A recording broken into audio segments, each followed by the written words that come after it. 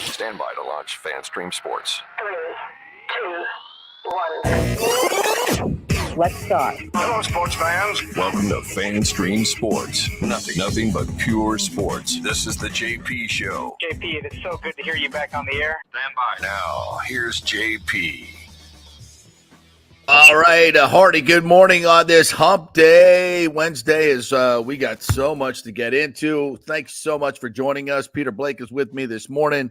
Man, yesterday was kind of like a bad day. The home teams didn't do so well on Monday night.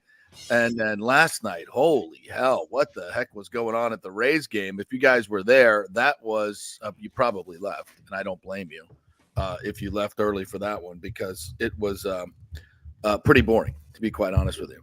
And of course, the Lightning now have a game tonight that was going to be somewhat meaningless, but it's anything but meaningless, as Kucherov is going to go for 100 assists tonight, and Austin Matthews comes into the house trying to be the first player since 92, 93 to get 70 goals, because he's stuck on 69, Gronk's favorite number. So we got Brian Bradley's going to join us from Amalie Arena live. Breaking news, right? We'll do that. And JC Allen's going to talk some NFL draft and Bucks draft. And we've got also Coach Z to talk some hoops, as this the end of the Warriors dynasty come to an end last night. So much to get to. Thank you guys so much for joining us. We're going to bring the energy, right, Peter? We're going to bring all the fun stuff, and we're going to bring some information. We'll make you think. We'll make you laugh. It's going to be a good 2 hours. I'm looking forward to it. What's up, partner? How are you? What's going on, buddy? Happy hump day. And, of course, the Rays game at first was kind of boring, but then it ended in walk-off fashion. It got 8 days away till the NFL draft. So we're almost there. Who did the Bucks draft? Do they draft a corner? Do they draft an edge rusher? Is it an offensive lineman? Is it a wide receiver? Or is it a possible trade down? I know there's a lot of Bucks fans out there. And how about the Lightning lately? A little bit flat. A lot of bit flat. Worried about them. I mean, they were on a streak there, on a heater, and then all of a sudden, wah, wah, wah, wah, wah. So a lot of things to talk about today, man. What's going on? Yeah, it's going to be a great show. I'm looking forward to it. So we'll bust right into it. So last night I'm at the Straz watching the Book of Mormon with the lovely Ashley, and I'm trying to keep an eye on the Rays game, and I'm like, oh my God. It's how boring is this? One hit. They got one hit through 9 innings. I'm so glad I came to the Book of Mormon, which, by the way, if you have not seen the Book of Mormon, now if you're a religious person and you can't really laugh at yourself, do not go, because I am a religious person, but we can have a few laughs at our own expense, but it is the funniest musical you'll ever see.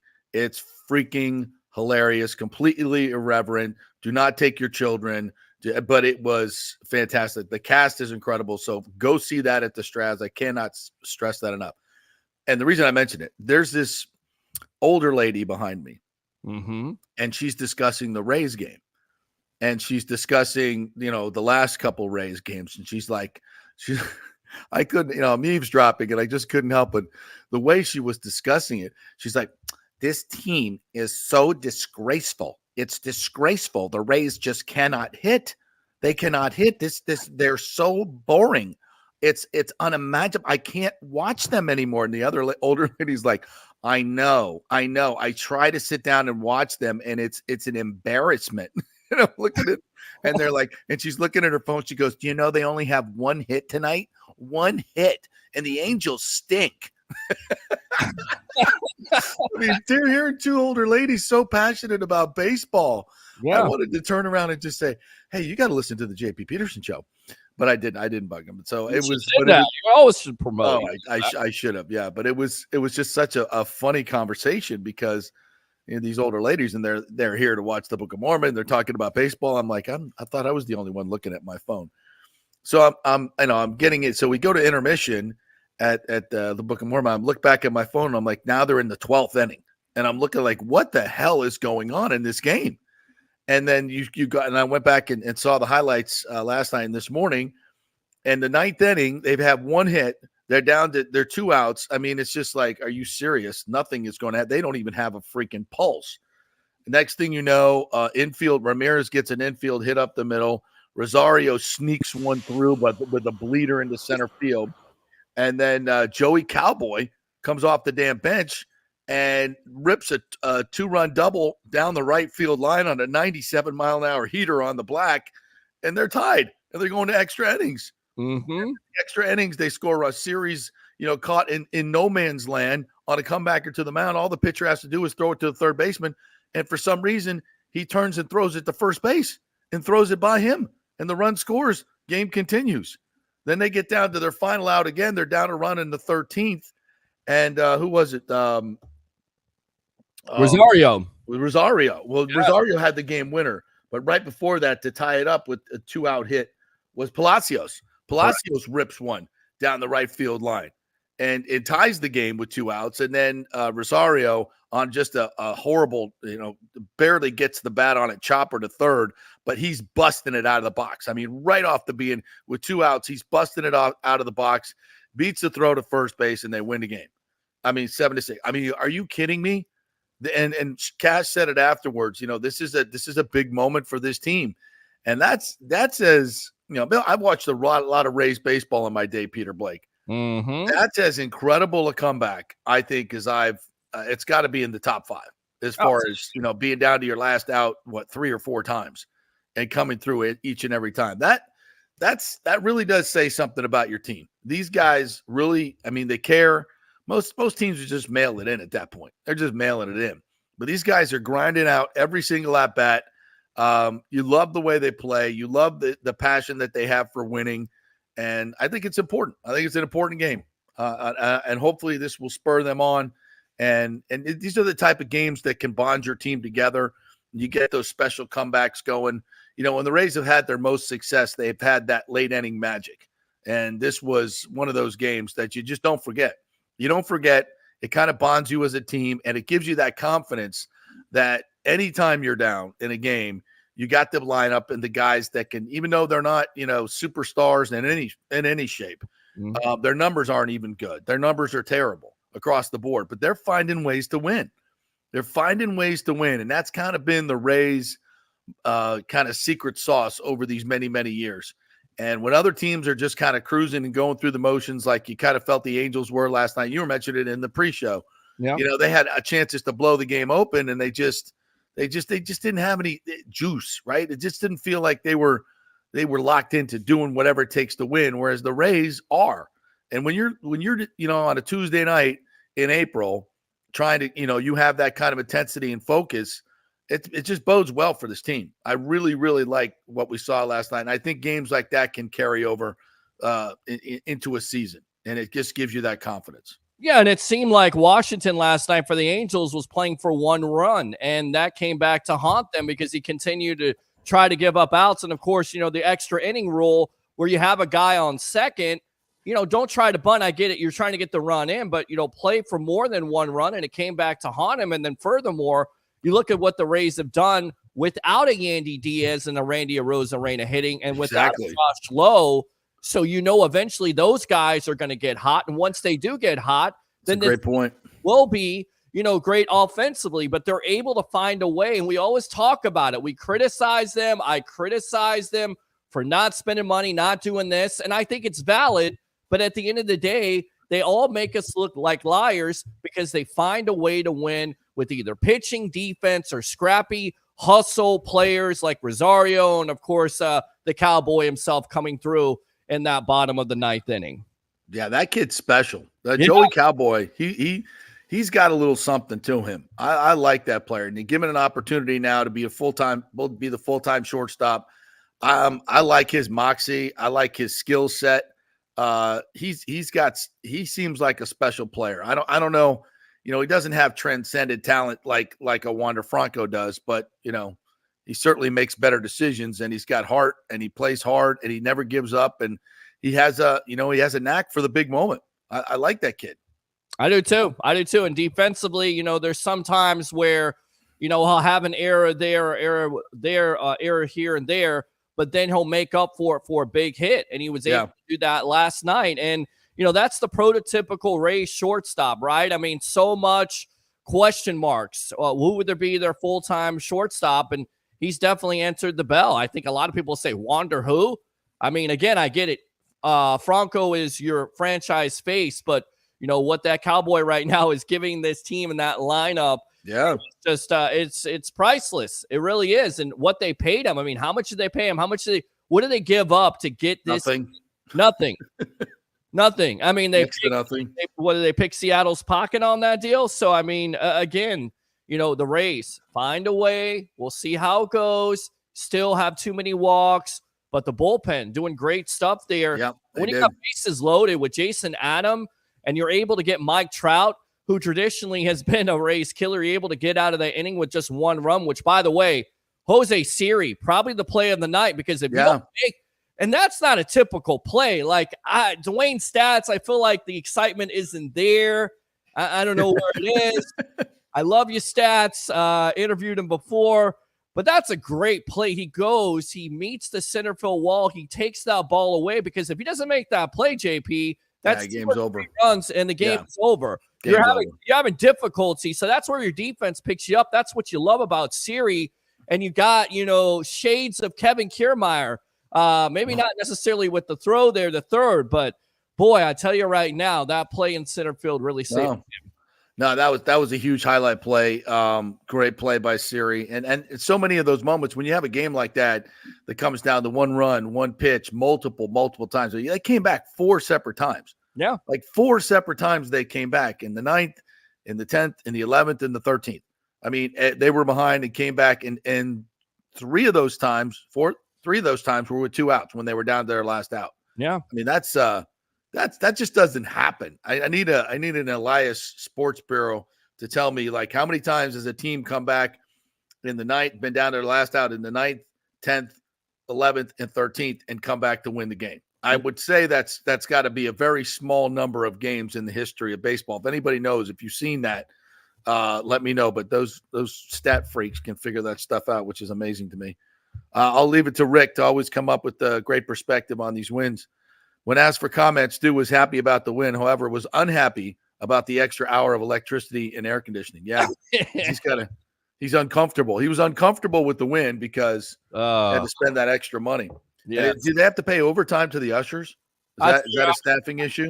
They may. I mean, I tell you right now, Duke Energy, if they're supplying the electricity, it's probably double. I don't know about you, but my electric bill has gone up. Can you imagine their electric bill? How many lights? Wow. And that, I mean, I'm sure he gets some type of city tax subsidy on that. I'm sure he's probably worked that out. Yeah. So uncomfortable with doing that $90 million because half of that he has to pay in electricity. So somehow I think the taxpayers are paying for that. I don't know how, but somehow I think we are.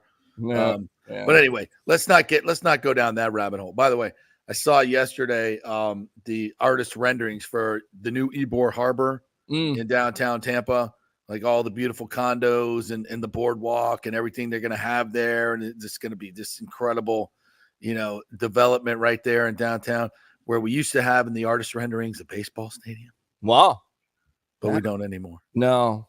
Why would we want to locate it in downtown Tampa where there's 2.6 million people within a 30-minute drive when you can have it in an absolutely confirmed failed location in downtown St. Petersburg where we know nobody's going to go to the games during the week?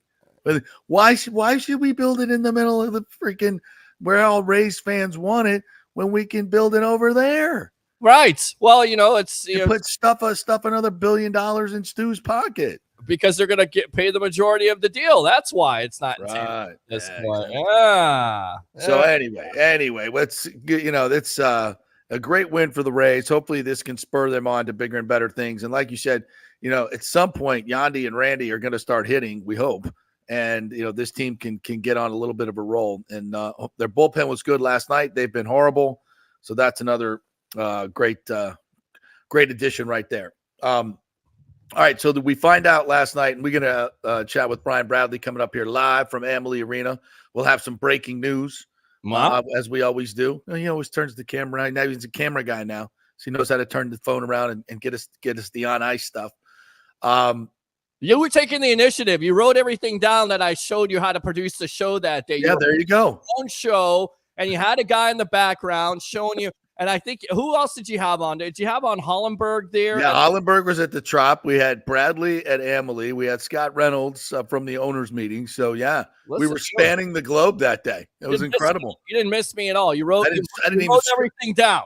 I wrote it down. I barely screwed up anything, but a few things. So we'll talk to Brad a little bit later. But the Bolts draw the Panthers in the first round. So for the third time in 4 years, we're playing these guys in the playoffs, and I can't wait. It's going to be.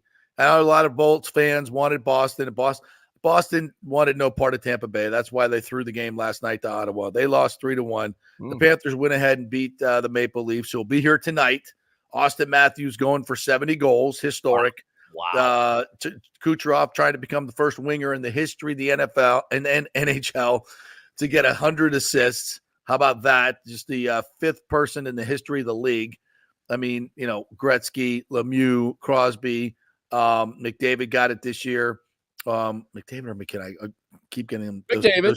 McDavid, yeah. McKinnon. Get those confused. Right. I think it's McKinnon and McDavid. Yeah. Okay. Anyway, one of them got 100 assists. Yeah. But now Kuch has an opportunity to do that from the winger position. So that's going to be a hell of a show tonight at Amalie Arena. And you really, if you're the Bolts, you got to flip the switch back on. They turned it off for 5 games. They've lost 4 out of 5, 3 in a row. Once they got in the playoffs, they flipped the switch off. Okay, we get that. We know how you do it. Now it's time to flip it back on. Let's get back to playing some really good hockey tonight. Take care of Toronto, and then we welcome in the Panthers. Now the Lightning will go down to Sunrise. I think it's either they start on Sunday or Monday. I'm not exactly sure. I don't know if they've come out with the schedule, but they'll start early next week, and then they'll probably be here Wednesday or Thursday for game 1. And then maybe there'll be like a Thursday, Saturday. So we'll see how that pans out. But look, the Panthers have been good this year. They smoked the Bolts 9-2 at home here in Amalie Arena. That was that was the most embarrassing loss of the year. And then the Bolts go down to Sunrise and get outshot 50-15, but win the game thanks to Vasi's 49 saves. I believe he had that particular game. So, the Panthers' forecheck is ridiculous. It's really, really good. But look, we got their number, especially in the playoffs. So I know they don't want to be playing the Tampa Bay Lightning. That this is a new group. I know it's got a lot of talent on that group there. I got a lot of firepower. But I think if you're the Tampa Bay Lightning, you fear no team, and certainly you don't fear the stinking Panthers. No. All right, we got JC Allen coming on. We got him coming on, but I don't have him right now. So I guess I'll give him a call here in a moment, unless you want. Let's hit a break. We'll hit a quick break here. We'll come back on the other side. We'll get JC Allen hooked up. We got Brian Bradley coming your way. Coach Z is going to talk some hoops with us. Could this be the end of the Warriors dynasty? And we'll talk some Magic Cavs as well as they're into the playoffs. And we'll hit USF and Kentucky as well. So lots more coming your way. We're brought to you by the Jeeves Law Group. They are local, they are trusted, and they get results. So Scott Jeeves will be joining us tomorrow, talk a little FSU lawsuit and Gator football. Love chatting with him. So if you have any legal issues whatsoever, get a free case evaluation at the Jeeves Law Group. JeevesLawGroup.com, JEEVES Lawgroup.com. Back in 3 with JC Allen. Stay with us.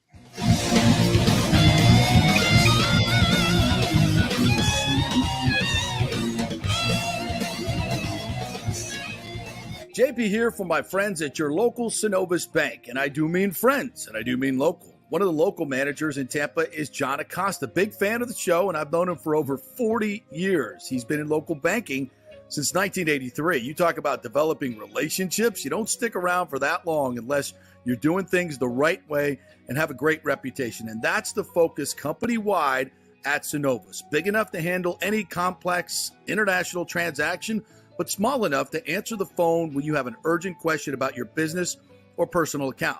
And for personal accounts, they have a very easy app that works great. You can do everything online. And for large or small businesses, you will get that personal touch and services to help build your business, taking your dreams and aspirations from the whiteboard to reality. We can make that happen. Let us show you how. For a get-acquainted meeting to open a business or personal account, just call John or go to Synovus.com to find out where your local branch is. Everyone knows Italiano Insurance is your go-to for home insurance, but they also have an amazing team that focuses on business insurance. Yes, your business is most likely your biggest asset, so make sure you have the right coverage at the most competitive price. And if you started a side hustle recently, don't forget you need business insurance, because if you get sued in this over-litigious society we live in, you could lose all your personal wealth. So get that business insurance. And for the best customer service, always choose Italiano. My representative, Charity, is amazing. I called her late on a Friday because my insurance was going to lapse. She stayed late until the job was done. You just don't find that anymore. Give them a call, 813-877-7799. That's 813-877-7799. Italiano Insurance. JP here for the Geddes Gordon Real Estate Group and our good friend Jane Geddes. Folks, simply put, there is nobody like Jane. Jane is a former LPGA two-time major championship winner. She was also vice president of talent relations at WWE. She also has a law degree from Stetson. So if Jane can drain a 10-footer to win the U.S. Open and stare down Hulk Hogan in the boardroom, you want Jane on your real estate team to not only negotiate the best deal, but find you the perfect home or investment property. And when you work with the Geddes Gordon Group, you become part of the real estate family and get concierge services that include expertly staging, marketing, and preparing your home for sale. Advice on golf properties. Hey, you might even get some golf tips. Many of their clients become friends long after the sale or purchase is completed. It's all part of the deal. So if you're looking for that perfect home or investment property or try to get top dollar for your home, go with Jane Geddes and the Geddes Gordon Group, because there's nobody like Jane. Call 813-485-6808 or go to geddesgordon.kw.com. That's GEDDES Gordon.kw.com. or call 813-485-6808. With over 34 years of producing small and large events, Extravaganza Productions is truly a Tampa treasure when it comes to creating some of the very best events in Tampa and all across the United States. I've worked with them at the Florida Sports Hall of Fame inductions, the Warrior Games, which was an Olympic-sized event spread across all of Tampa Bay. They are the very best, from small meetings to exceptionally large corporate conferences to galas, fundraisers, sporting events, grand openings, whatever you want. Team EPI has an extremely talented staff of designers and show producers that develop extraordinary events fueled by the visions of their clients. You can reach them at their Tampa headquarters at 813-621-4700 or go to extravaganzaproductions.com. Let's go. Right now, back to the show on FanStream Sports. Come back to the JP Peterson Show on this beautiful Hump Day Wednesday. So much going on in the Bay Area and in sports. We thank you so much for joining us. Peter Blake along with me here from the Sports Web. Do we have JC Allen on? We got him on, yes. What's up, JC? How you doing, brother? Doing well, guys. How we doing today? We getting ready for the draft? Getting ready for draft?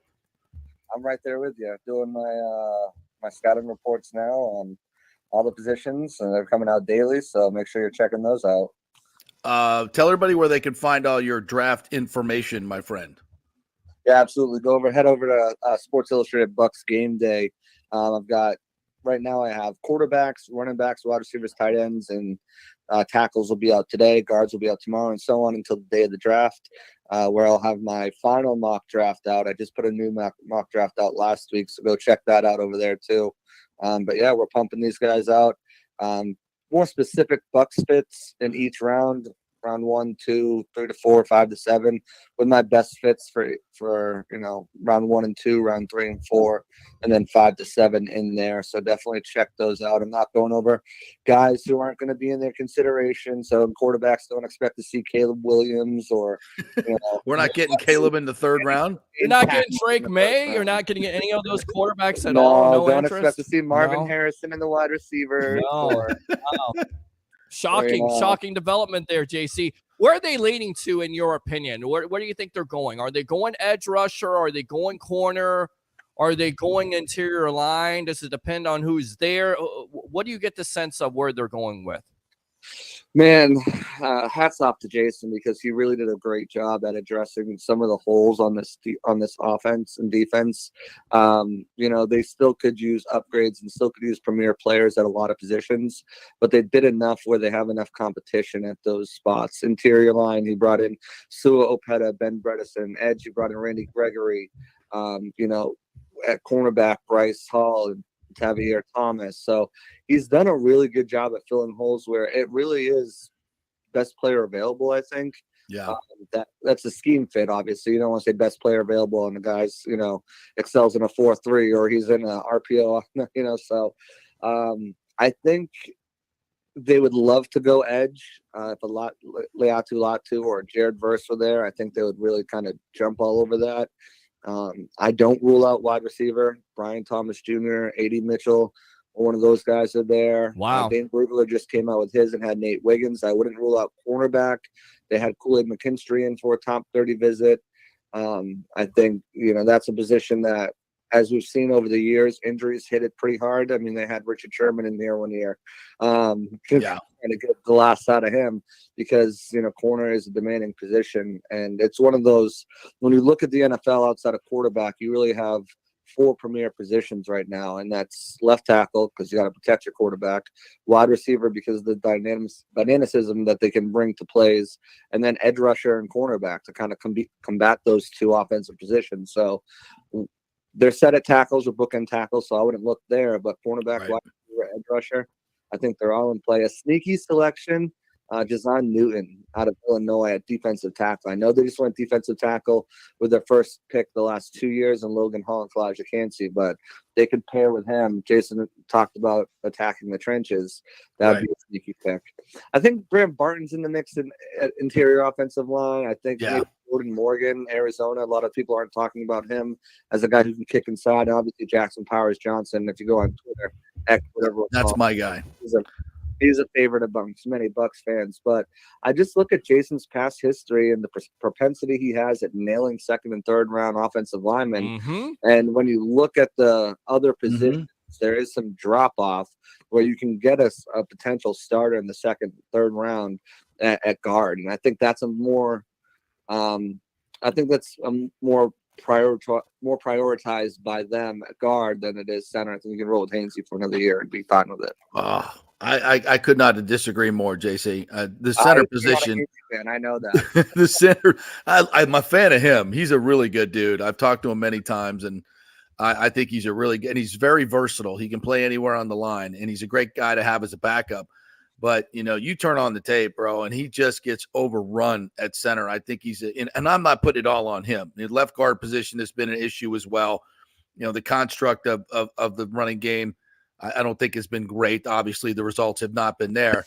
But he sticks out like a sore thumb in terms of just getting overrun at times, and a lot of times. And PFF would agree. So I think the best way to improve this team in the draft is to go get a center with some girth and some size and some talent, and that's Jackson Powers Johnson. Now, there's a lot of teams that need centers, there's a lot of teams that need interior line. So I think he's going to be very highly coveted. Barton is a guy that also I think could be gone as well. That's why I think Jason Light, I think he's going to try to trade up and get one of those guys. But I love your point about the edge rusher. I think edge and center are the 2 positions that can vastly improve this team quickly. And you're not going to get a decent edge rusher in the second round, whereas you could probably find a pretty decent center, left guard, interior line guy in the second round. So I would agree with you there. So, and again, as you know, the draft is a composite, right? It's not the first guy. It's not the fourth guy. It's a composite. How many starters can you get out of this in total? And my question to you is, do you think they're more interested in filling needs that will help them this year, or like you say, wide receiver? I mean, you don't need a wide receiver right now, but you will next year. And if there's going to be some good ones there. So how do they balance immediate need with future needs? It's funny because I asked Jason that when we talked to him late last week. It's a great question. It's something that every team has to have their eye towards the future while also they're planning on competing this year. But when you look at those positions that maybe deemed secondary needs, right, like wide receiver, they're going to more of a 3 wide receiver set, which means, 11 personnel, which means there will be 1 tight end in the field, 3 wide receivers. Trey Palmer was vastly inconsistent his rookie year. And he was a 6th-round pick for a reason. Could he have gone higher, 4th round, 5th round?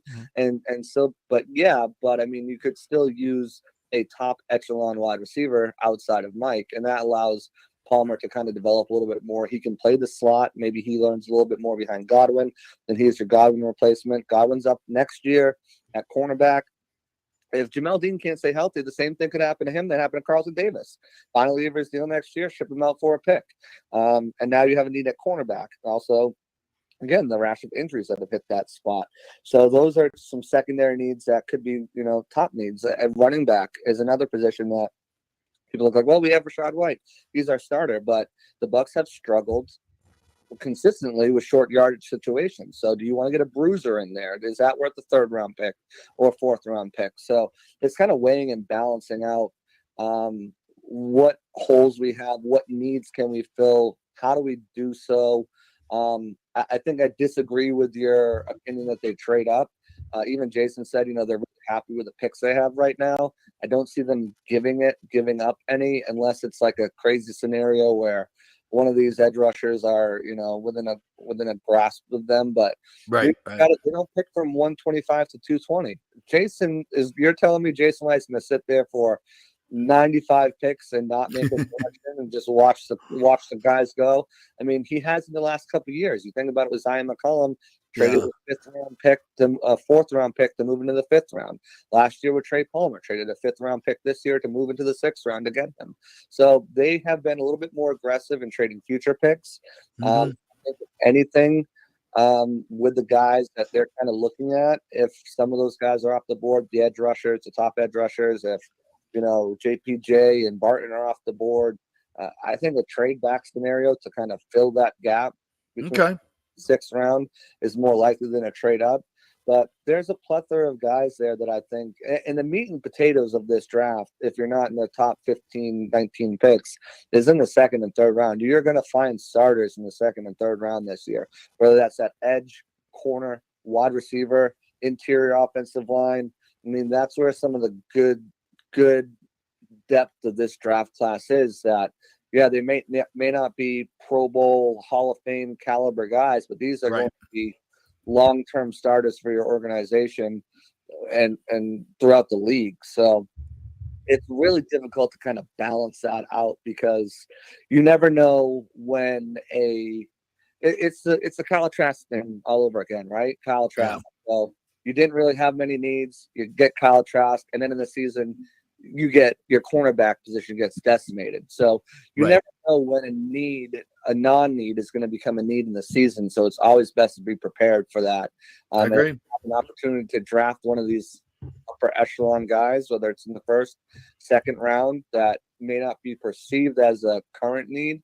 You got to do it, especially if it's what the board tells you to do. Yeah, no, I agree. And there is a lot of depth in this draft. I'm all for getting it, but if you have a big need, and I think there are only a couple players like that, right? Like Jared Verse, if he's within 3 or 4 picks, you jump up and get him. If Jackson Powers Johnson slips a little bit, and he's there within 3 or 4 picks, you jump up and get him. Because I think they are difference makers. But we'll see. That's why we watch the draft. It's going to be awesome. Right. JC, tell us once again how we can get all your content. Yeah, absolutely. So, my Twitter handle, JC Allen NFL, check that out. Always posting stuff about the Bucs, always posting stuff about my own content, which you can find at Sports Illustrated's Bucs Game Day. Check that out. Again, I'm working on my position by position breakdown. I'm doing it all myself. And they're coming out daily up until the day of the draft, where I'll put out my final mock draft. Pirate Parlay is my podcast. You can find that on the Sick Podcast Network on YouTube. I've got a special episode tomorrow. Dane Brugler of The Athletics, the mastermind behind the beast, he'll be on. So we'll be breaking down his mock draft that came out today. Some early round picks, some late round picks that could intrigue the Bucs, that kind of getting into the meat and potatoes of his scouting report. So that will be fun. And always you can find me on the JP Peterson. I'm a regular over here. That's right. Dang right you are. Great information with two great hosts here. So yeah, and he also started out on the sports web during the draft. Just there we go. That's quick little backstory there. That's how I got my start in this business. I found Peter's show. Brady had just signed. I called in a bunch of times telling him, as most of you guys know, I'm a New Englander, so telling him about Brady. Then Gronk comes, and then they gave me the opportunity to represent the Pats in the draft for them in their big draft. I came prepared. Other guys called in with their picks and saying, yeah, we picked so-and-so. I had like paragraphs on why I love it. you should have picked Jalen Hurts at 23, and they didn't. From after that, it was, do you want to be a regular? Yeah. Have you written? No, but I'll try. Do you want your own show? And there you go. Well, JC, we got Brian Bradley live from Amalie Arena waiting to come on. So another one of our great guests. We thank you for jumping on, and let's talk to you next week as we get closer to the draft. Sounds good. Talk to y'all later. All right. Thanks. Appreciate it. Absolutely. Great stuff. All right. So we go from the Buccaneers to live to Amalie Arena with the great Brian Bradley, the Lightning's first all-star and leading scorer for those first few years. And he comes to us live from Amalie Arena. There he is. What's up, partner? How are you? Good, JP. How are you, buddy? Everything good? Yeah, man. We got this game tonight suddenly got a little bit more interesting, right? With the milestones that are available tonight, 2 historic milestones. Kucherov going for 100 assists, and now Austin Matthews going for his 70th goal. Didn't get it last night in Florida. I was a little surprised. So big game tonight, huh? Yeah, huge game. I mean, a big game for milestone points, and stuff like that. Not a big game for the team. No. I think everybody's kind of wants Kucherov. Talk about him to get the 100 assists. I mean, when you talk about 100 assists, there's only been 4 guys to ever do that, which to me was surprising when I heard that. I thought there'd been a few more guys that ever got to 100. I think Adam Oates got to 95 one year, but I mean, obviously Gretzky, Mario Lemieux, and Bobby Orr were the only guys to get it. Now Connor McDavid got 100 the other night. Wayne Gretzky got it 11 times, which is crazy. But Kucherov, you know what? I hope they get it tonight. And you know what? 100 assists. And you know what? I'm not a Leaf fan. You know what? I played there, so but I am about records. And you know what? I'm hoping that Austin Matthews gets his 70th goal of the year. Yeah. That's a big accomplishment. Yeah. It hasn't been done since 1992-93 when Timo Delaney did it. It's been a long time. That's when we came into the league in 92-3.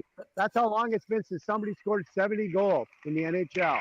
He probably got a few against the Lightning, I would imagine, that year. Yeah, I think he did that year, which is crazy because you know what? When we came into the league our first year, we were in the Western Conference. How are the Tampa Bay Lightning in the Western Conference?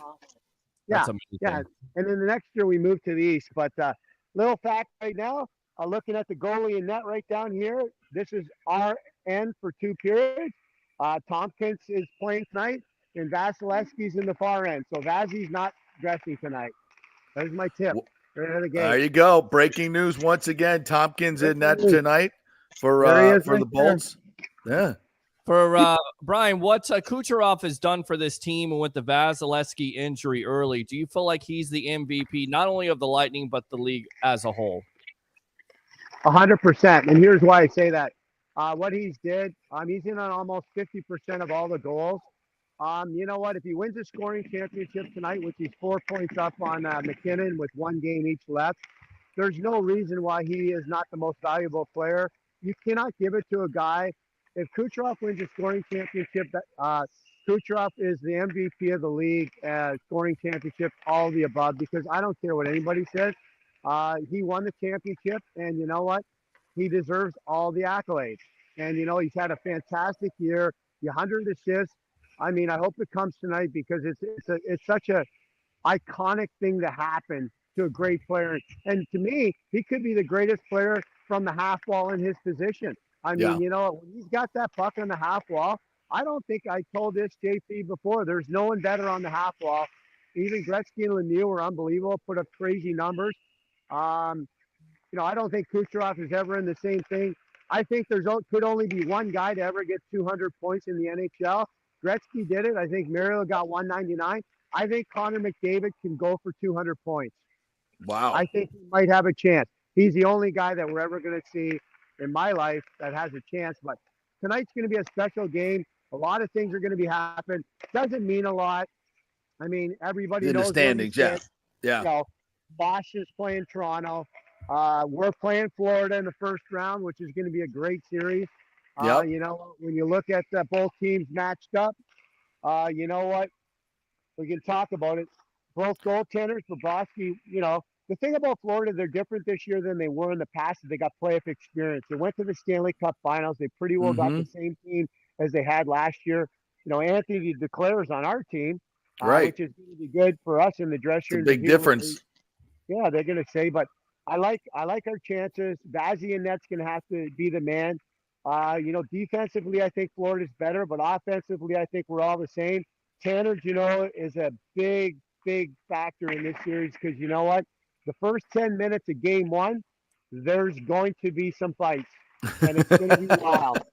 I'm going to tell you right now, there's going to be fireworks, and you know what? Bring it on, Florida, because someone's going to have to go team. There's no one going to be running. I don't care if Matthew Tkachuk and Sam Bennett and Verhaeghe and, you know, Reinhart. They're good players, but they're not physical. There's no one on the Florida Panther team that intimidates me. They're physical. They play the body, but they don't have anybody tough in their lineup that's going to, you know, and that's why Tanner Jones is going to have to come out there and maybe pummel somebody in the first 10 minutes and just set the tone right out of the gate. And you know what? Hey, you're going to run Kucherov, Point, Stamkos, Hedman, then you're going to deal with me. And you know what? It'll be like that in game one back here or game 3 and 4 back here. It'll be the same type of atmosphere back in our building for those games. Brian Bradley joining us. I'm sorry. Brian Bradley joining us from Amalie Arena Live as we preview this series now, as you rolled right into that. Tell me, you talk a little bit about the physicality, and we saw the games this year. Florida was dominant against the Lightning, right? There was a 9-2 game at Amalie Arena. That was an embarrassment. And even the one that we won down in Sunrise, they outshot us 50-14. It was ugly. Their forecheck is formidable. But as we know, the postseason is a completely different animal. It's tougher, it's harder. And I think your point that the Lightning could be more physical, that takes a toll in a 7-game series, right? And this is where the Lightning may have a bit of an advantage. Yeah, for sure. I mean, you know, it's going to come down to little wee plays. You know, who's going to make that big goal, timing. I mean, that's one of the things about our team. You know, we went to 3 Stanley Cup finals, actually 4 Stanley Cup finals with a lot of these guys. Yeah. You know what? We won 2 Stanley Cups. Florida, you know, they went to the Stanley Cup finals, but they haven't really did anything for a long time. They got playoff experience, but it's those little things. You know, scoring a goal at the right time. Your star players have to step up, and you know what? Our Stamkoses, our Kucherovs, our Pointer, Hedman, they're going to have to be superstars. But to me, the guy that's going to have to stand out, I mean, Hedman to me is going to have to be a real key factor in the game. Yeah. I think he's going to have to carry the puck, be really a little more offensively. I think Vasilevsky's going to have to steal the show right now. He's going to have to beat Bobrovsky in the series. 2 Russian goalies, 2 great goalies. But, I mean, at the end of the day, I would still take Vazzy over him. Vazzy's 5 years younger, maybe 6. I like Vazzy. And at the end of the day, I really didn't think Boston wanted to play us in the first round. They had to win one of their last 2 games. And I watched their game last night against Ottawa. They were awful. Do you think they threw the game? Yeah. I just don't think they cared. They'd rather play Toronto in the first round than Tampa. That's just my gut feeling. And, you know, you don't like to say it, but that's the way they played last night. They had 13 shots after 2 periods. That's not a team that's trying to win. Wow. And, you know, in Florida, Florida didn't look great in the first period. Then Florida dominated in the second and third against Toronto. I mean, they outshot them 34-4 or 6 in the second period. It could have been 10-2 for Florida in the second period, but Florida's not going to be easy. I'm going to tell you right now. Hopefully the Lightning get through. You know, but if we get through this next round against Florida, we're going to be in the conference finals against Carolina. I think it's going to be us and Carolina in the conference finals. Nice. It's not going to be easy. I think Florida is going to be a battle. It's going to go 6 games, probably 7, right down to the wire. But I think if we win this series, we'll play Boston or Toronto, and we'll win in 5 or 6. This will set us up to the conference finals, and I think Carolina is a team to beat. It's not going to be easy, and you know, you never know once you get to the conference finals. If you go to the Stanley Cup, I'd put us against any team in the Stanley Cup finals in the Western Conference. Yep. Nobody in the West scares me. No. Not at all. Hey, Brian, quick question just about Kucherov, going back to him, because he would be the first winger to get 100. You talked about him on the half wall. How different is it? Is it harder as a winger than as a center to get 100 assists? How does that play into this whole argument? Well, I don't know if it's harder. I mean, he's just more of a playmaker. Like, I mean, Right. you know, I think there's been like the last few games, it's been kind of like, you know, guys have been trying to set him up. There's been guys going down on 2-on-1s and having really good chances to score. Even Kucherov. Let's be honest with you. There was times where I'm like, Kuch, shoot the puck. You got a great shot. And everybody's trying to make that pass so he gets that 100 assists. So, you know, at the end of the day, I mean, this is the last game and everything goes back to zero because he's got a great shot. He can score goals just like Stamkos can. I mean, you know, but everybody wants that 100 assists. I think if he gets it tonight, you know, and I hope he does because it's such a great milestone. Yeah. When you look at the record books with the guys who did it, I mean, they're like, I mean, Gretzky, Lemieux, Bobby Orr, and now that's Connor elite. McDavid. That's elite. Kucherov in that same thing. That is unbelievable. And you know what? I don't know the next guy will ever do it. I mean, Connor McDavid, I think will do it. Will Kuch ever do it again? I don't know. I don't even know if there's a guy in the league right now. Maybe Bedard. Bedard on Chicago maybe has a chance in 3 or 4 years to do it, but I don't see anybody else even coming remotely close to that record of 100 assists.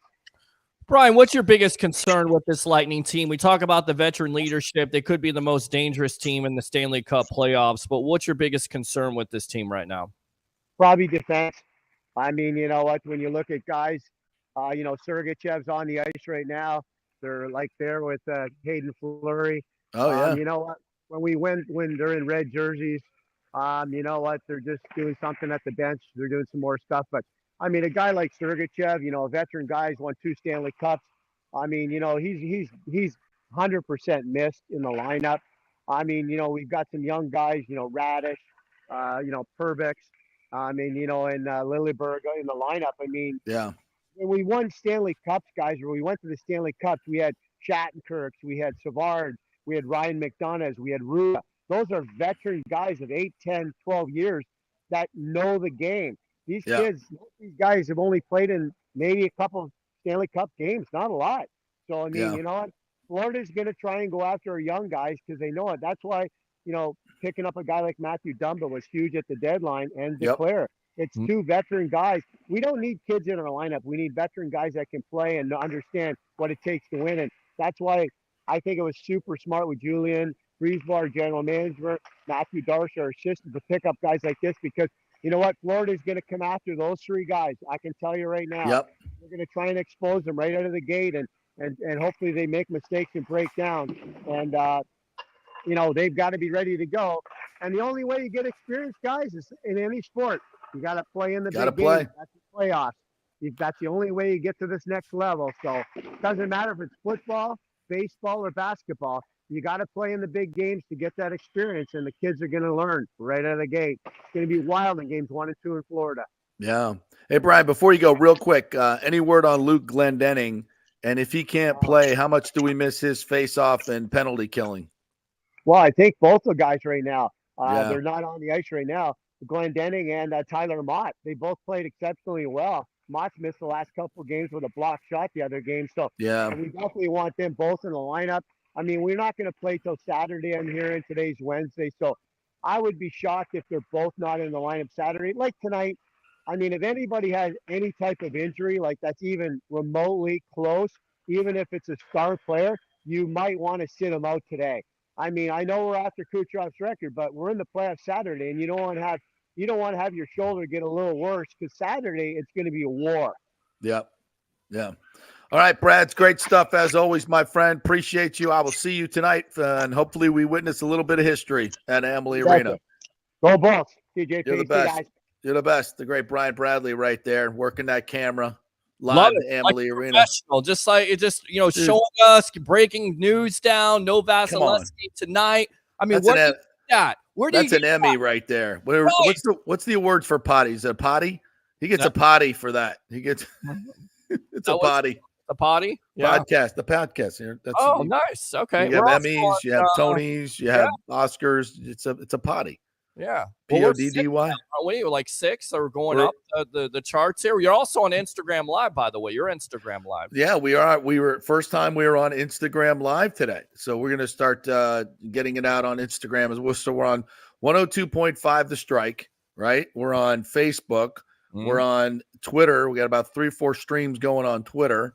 We got now we're live on Instagram. We're live on YouTube. Obviously, we're live on YouTube every day. I mean, we're everywhere. It's we're blowing up. We are. Like you, by the way. You're now also adminning. Is that a word? Admitting Yes. WATB, which we've been on WATB for the last year and a half as well. So that's a big Facebook group that you're working with, right? Yeah. Congrats on that. Thank you very much. Appreciate it. Trying to build that up a little bit even more. Mason Bradford hit me up and said, look, I want this page to grow even more. I'm not able to deal with it right now. You're the perfect person to do it. And I agree. Let's do it. We brought the JP Peterson show. There's other podcasts out there. Why not create our own network out there? And let's do it. PHB Studio Network, of course, and put everybody under that banner and give the people what they want, which is great sports content, which is what you get here from 10 to 12 every day on the JP Peterson show with the phone lines open. 727. Let's take a call. 0391 727 255 0391. Want to throw this out there, going back to the NFL. This is a report from ESPN saying that Robert Kraft, the owner this is big. England Patriots, called author blank to warn him not to trust Bill, according to the source who spoke separately close to Kraft, friend and longtime Belichick confidant.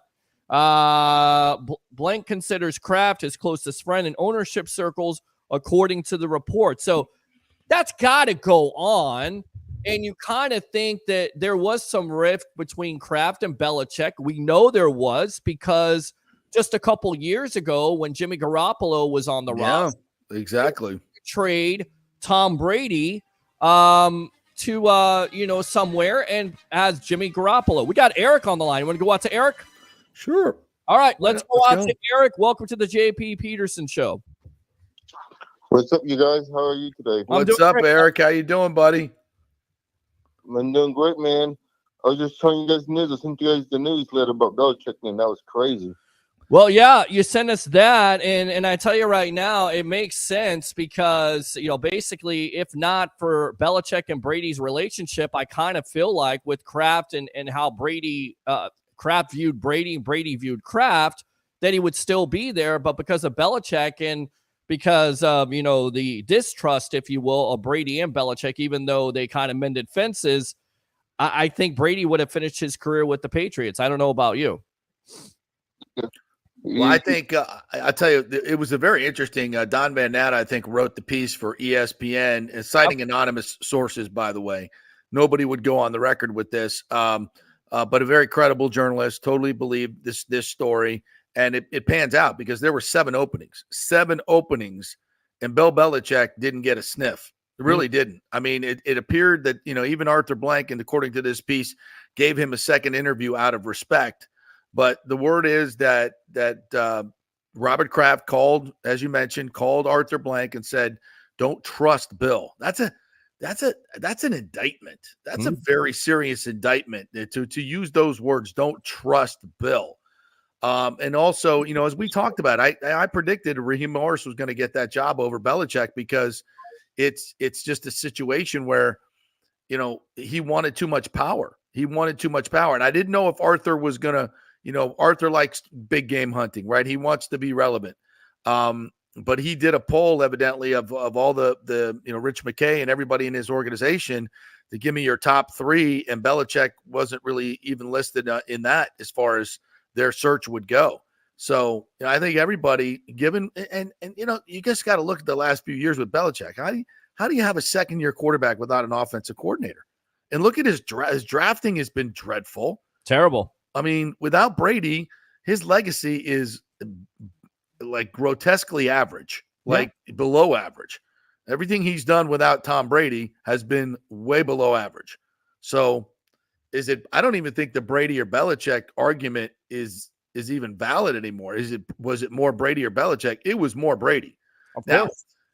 Now, at number one is the Brady Belichick combo. I mean, you got to give Belichick credit. He was the guy running the show, but clearly without Brady, he has been, less than average. Mediocre. He's a mediocre coach, yeah. even worse than that. And you look at the records, and you're exactly right. When that drafting catches up with you, when you continue to miss on first and second and third round picks, that's your meat and potatoes. And especially with the organization and, kind of their, philosophical differences from other teams out there where they're not going to spend on their own free agents, that they barely go out there and sign free agents. And that's the reason why Brady was so turned off by the Patriots, because so many years he took less money to keep the Patriots competitive. And of course, he most likely was asking for, more help. I need this, I need that. Well, no, we're not going to do that. Well, wait a minute.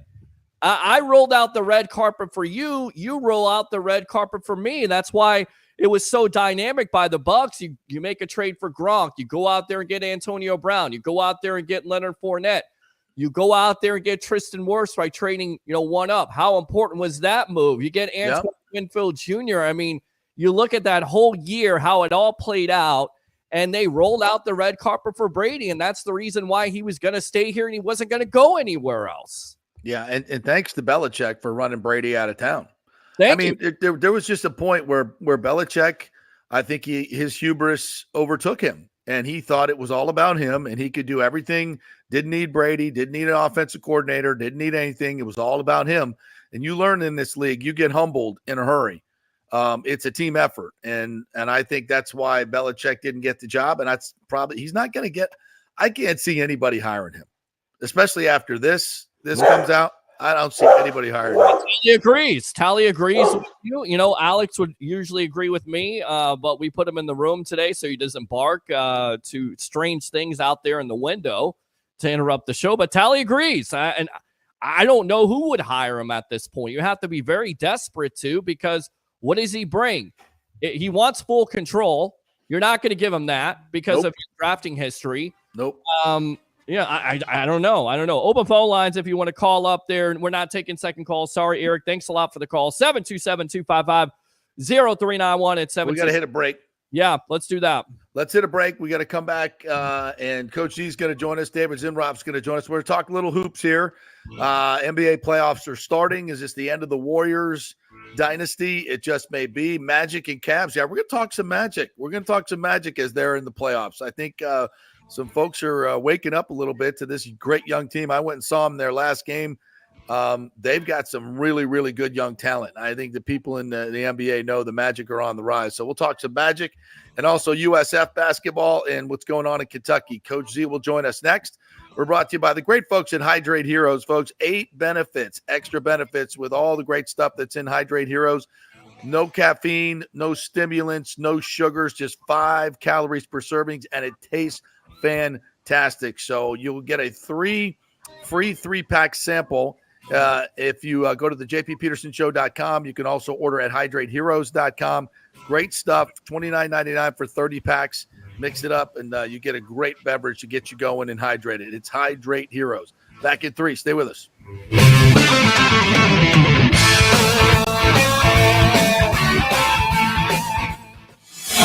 This is The Strike. 102.5 WHPT, HD2 Sarasota, Tampa, St. Pete. JP here for the Jeeves Law Group and my man Scott Jeeves, who lives right here and has long been a highly respected member of our community. He's a proud sponsor of the Tampa Riverwalk. Jeeves Law Group is also a proud sponsor of our Grand Central District in St. Pete and has neighborhood events throughout the year. He has an office on Central Avenue in St. Pete and one on South Howard in Tampa. You can't get more local than that. So when you need an attorney, you're going to hire some huge firm that advertises all over the state or the one that supports your favorite sports show. It's the Jeeves Law Group. We're local, we're trusted, and we get results. For personal injury and personal attention, call us for a free case evaluation. That's 8889-JEEVES. That's 8889-JEEVES.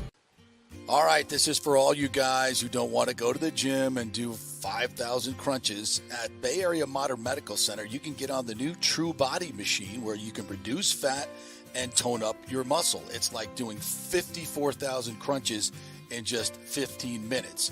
Define your body as you see fit. TrueBody offers personalized muscle stimulation that delivers the equivalent of those 54,000 crunches in just 15 minutes. Just get in touch with them at Bay Area Modern Medical Center, BAMMC.com. Chris Lugo and the team over there will set you up on TrueBody and get amazing results. Non-invasive with comfortable and little to no pain and zero downtime. You can isolate and target those areas that you want to improve and treat multiple areas simultaneously. It's an amazing machine, so check it out at Bay Area Modern Medical Center, BAMMC.com. Did you know Steve Weintraub founded the Gold and Diamond Source over 40 years ago by selling gold-plated sand dollars? And to celebrate, the Gold and Diamond Source is selling gold sand dollar jewelry with the proceeds supporting Julie and Steve Weintraub's foundation, Hands Across the Bay. Yes, in 1984, Steve opened their first location, expanded to 9 stores as far as Atlanta, but now they've consolidated all that inventory under one roof, becoming one of the largest family-owned fine jewelry stores in the country. Julie, of course, joined forces with her husband 20 years ago, and they're going to celebrate by offering up to 40% off select jewelry items. Plus, with gold prices near all-time highs, it's the perfect time to trade in your broken or unworn pieces for something new and stunning. Unlock the value in your jewelry box today at the Gold and Diamond Source. It's always one place, and it's always a great place. The Gold and Diamond Source celebrating their 40th anniversary, 3800 Olmerton Road. Always online at thegoldendiamondsource.com. Let's go. Right now, back to the show on FanStream Sports. All right, welcome back to the JP Peterson Show here on this hump day. Lots of stuff going on. We've been talking some Braves, some Bolts. Brian Bradley live from Amalie Arena. Time to talk a little basketball as the NBA playoffs get started. Wrapping up college basketball. Who better to talk to than our man, Coach David Zimroth, who joins us now. What's up, Z? How are you? Doing great, JP. Boy, one basketball season ends, another one begins in terms of postseason play in the NBA. It's the best time of the year. Plus, the weather's great. Yes. Maybe we'll play some outdoor basketball. Hey, listen, I went to the Magic game on Sunday. Very nice friend gave us his suite. We had it all to ourselves. That's pretty nice. But that is a incredibly young and dynamic team that is going to grow together, and they seem to have all the pieces in terms of the elements you need. And finally, former Florida State star Jonathan Isaac, who I think played for FSU in the 80s when you were there, and 90s. It's been a long time. Yes. And this dude has been hurt, but man, did he take over the game against the Bucks the other day? Defensively, offensively, he can shoot the three. He's a rim protector. I saw him guard on a switch Dame Lillard like 3 times and didn't give up any points. And then also go down into the post and guard Portis and some of their big men. I mean, that kid can do it all. Then you throw in Banchero, who's a legitimate all-star, and Mo Wagner. Holy crap. I didn't realize how big and agile he is for a 6'10 big man. This team, and Cole Anthony and Suggs, this team is a good freaking basketball team. What are your thoughts on this Magic team? Well, I think the most important thing from my perspective is the patience that the Magic franchise has shown with Jonathan Isaac. He was the fifth or sixth pick in the draft. He was a special talent coming out of Florida State. Like you said, do it all, both ends of the court, 6'10", athletic. I mean, he was a big time draft pick, and he's had some injuries. Mm-hmm. And they've stayed with him. They've worked with him. They haven't gone south on him. And now look at what's happened. He's back playing. He's probably playing as good as he's ever played. His defensive ability in terms of being able to change the course of a game just on that end alone. Yeah. Something that the Magic, really didn't have. And now they have it along with all the other guys you mentioned. People talk about MVP. Banchero, in my opinion, should be an MVP candidate. What the guy's done this year is remarkable. Mm-hmm. Then you got both Wagners. You got Franz averaging 20. You got the other one averaging, 11 or 12 coming off the bench. Carter is They averaging 11.7 rebounds. You got Suggs and Cole Anthony. They're deep. They're good. They're deep. They're young. They play both ends of the court, and they play together. So I think the series is going to be great. And I was looking at some things. You look at that team, and then you look at the Cavs. Their records are basically identical. They played 4 times this year and split. They both won on opposing courts. I just think the Magic need to really defend them at a higher level, and I think Jonathan Isaac will add that, because a couple of times they've scored over 120 points against the Magic. So but they're deep as well. The Cavs are deep in the backcourt. They've got size and athleticism in the front court. Mitchell's an all-star. Yep. Garland's a potential all-star. Allen and Mobley, big and athletic. They got three-point shooter Struss. Okaro and Yang. I mean, they're deep. It's going to be a great series. Might be one of the best series out. Why are the Magic getting more respect? Because you look at it, is it that stigma of them being a young team? It kind of reminds me of, how talented the Magic were with Shaq, and then they get swept. I'm not saying both teams, but you look at it, they're young. Why, in your opinion, are they not getting more respect from the pundits out there in Las Vegas, if you will, or the gamblers? Well, not that I concentrate on the gamblers or what's happening in Vegas, but I think, the history of the Magic, with the exception of when they had, Shaq and those teams, the media following or, the interest by the national media just hasn't been there, which is the reason that they've lost guys to free agency and to bigger markets. Me personally, selfishly, I love the Magic franchise. So I don't understand it. But, with everything else going on in Orlando, you would think that the Magic would be on the tip of some people's tongues. Yeah. I think if they can win this series, open up some eyes nationally. You got to also look at the fact that the Western Conference has been the conference that has been publicized probably more than anybody else. Yeah. Just from the depth of that conference was off the charts this year. Whereas on the East, in the Eastern Conference, Boston's kind of controlled the entire season, Agreed. Yeah. Almost. So I think that's the reason. Yeah. And you got to do something. I mean, the Magic haven't done anything in 15 years. They just haven't. And so they're emerging, but you got to do it. Like Z says, you got to win the series, and people will start. Talk. Exactly. Do something. Win the series, and then people will be like, oh, all right, what's going on over there? And when they look inside, when they start looking at the Magic, they're going to go, whoa.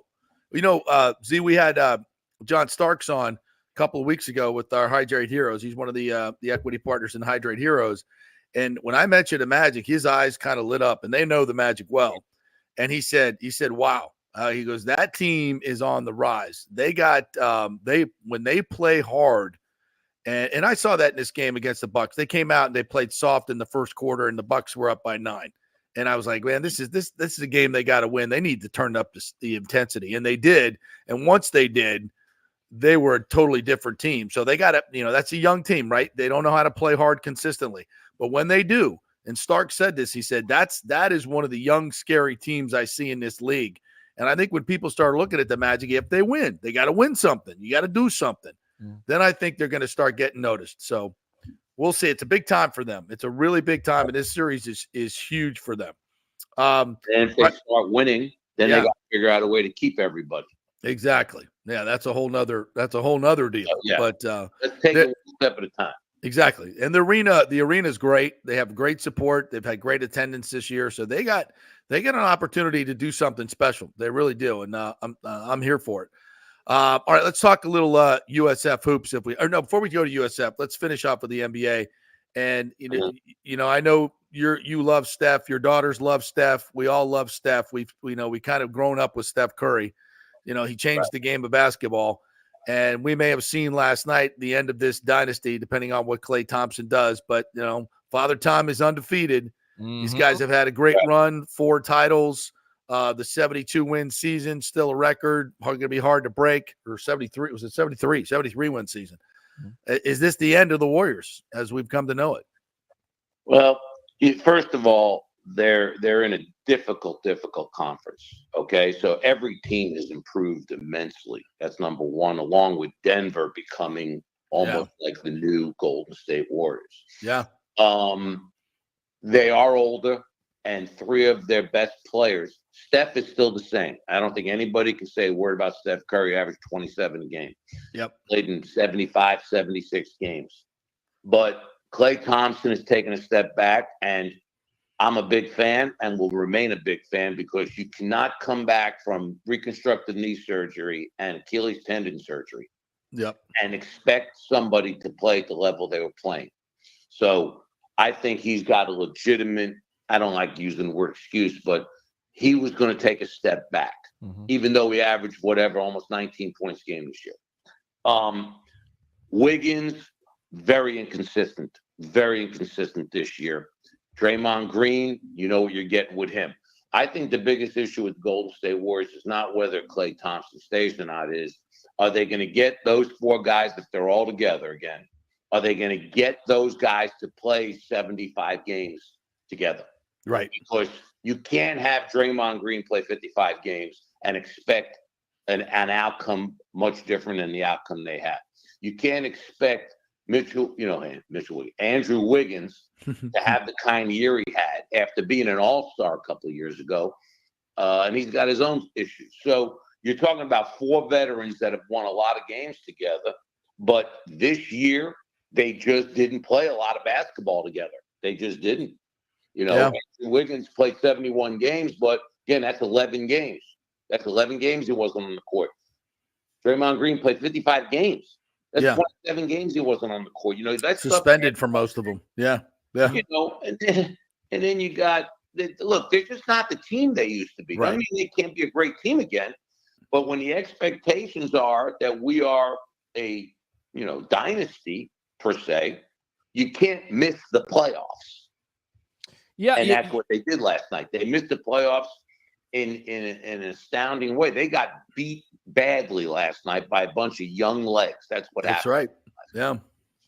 In your opinion, is Chris Paul a failure for them because they were trying to pick him up, get that veteran experience? Paul's never really been able to not only stay healthy consistently for a season, but also when it comes to playoff time, he somewhat disappears. So in your opinion, looking back at it, and I get it, hindsight is 2020, but was that the correct move to go after Chris Paul, or should they get younger in this offseason? And maybe that's the reason why you move on from a Klay Thompson and possibly your core. I just don't think if you have an opportunity to get a Chris Paul into your franchise, you turn it down. But again, he's older. He's, you got 15 years NBA legs. It's not like this guy. If you watch the game last night and you look at De'Aaron Fox moving around the court, and then you watch Chris Paul and those guys, it's night and day. I mean, it's just the youth of some of these teams with the ability they have is just better right now than Golden State. And defensively, Golden State was always a very good team defensively. Personally, I don't think they've been a very good defensive team. No. And last night showed it. They just, they're a team in flux. They've got veterans, Hall of Famers. Look, they basically have 5 Hall of Famers on that team. Right. When you look at Curry, Green, Thompson, I don't know if Wiggins is, but Chris Paul is. So they've got 4 shoe-in Hall of Famers, and they didn't make the playoffs. Yeah. They're old. They miss games. Their chemistry is not what it's been because of all that. Yeah.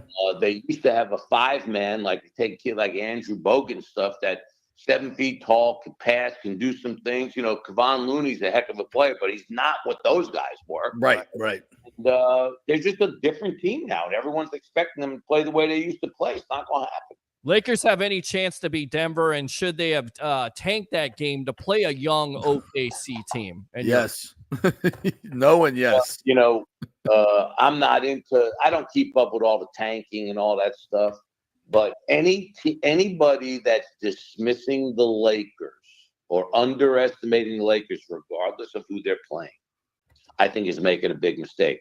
Because as long as you've got LeBron James on the court, I don't care if he's 51, okay?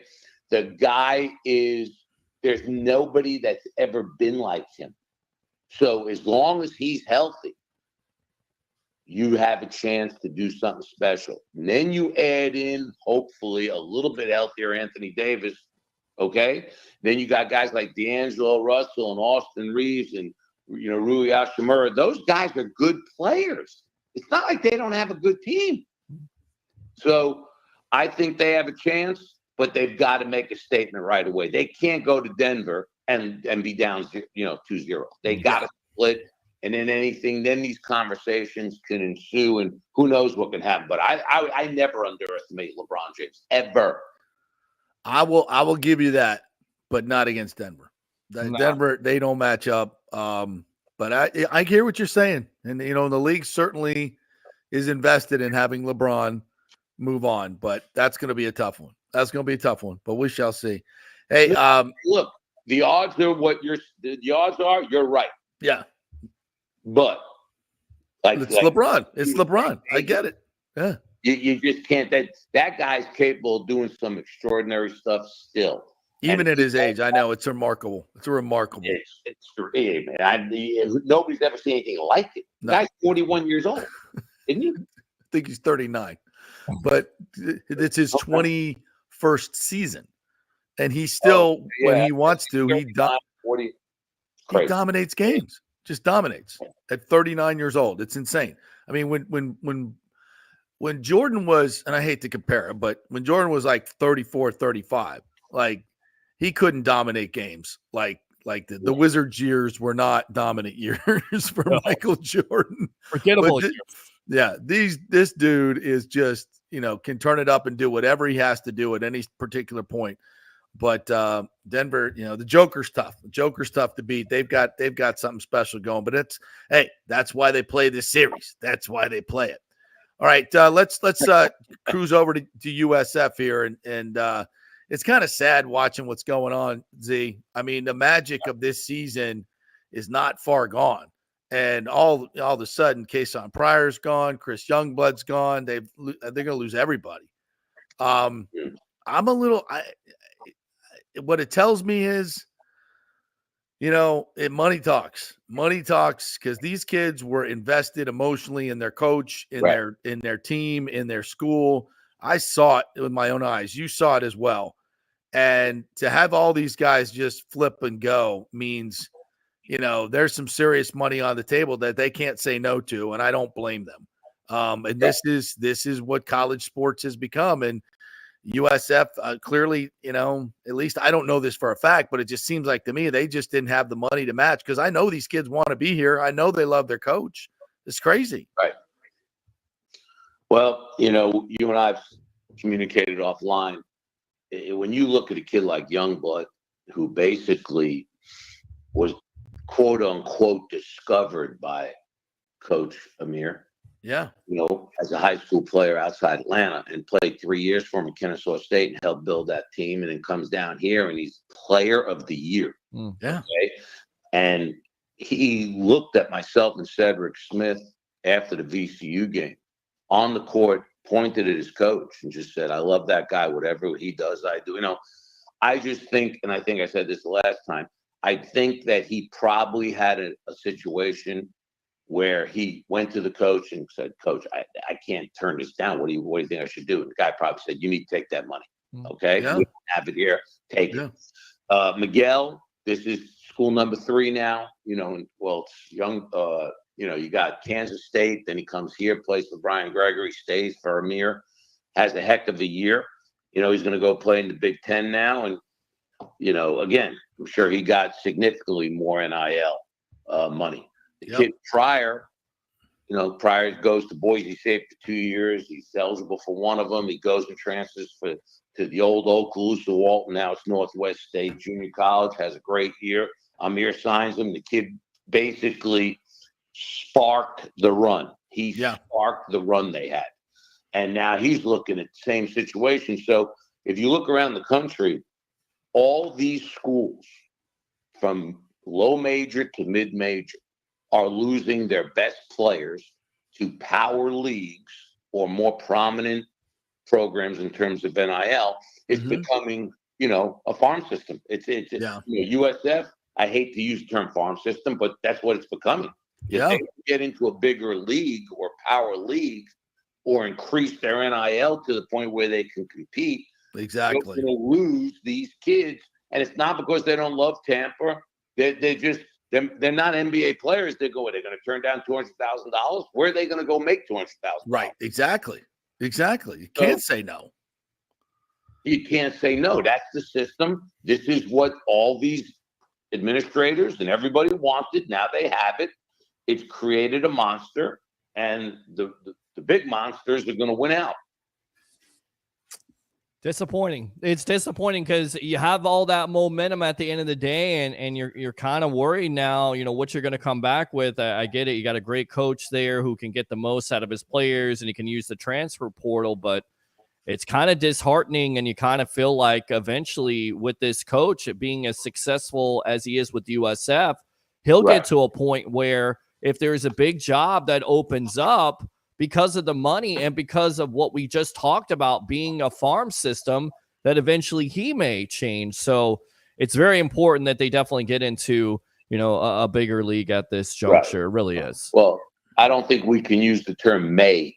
Look, Amir Abdur-Rahim I can't even remember anybody at that school doing what he did in his first year. Right. No. Just remarkable. It should have been a bigger national story.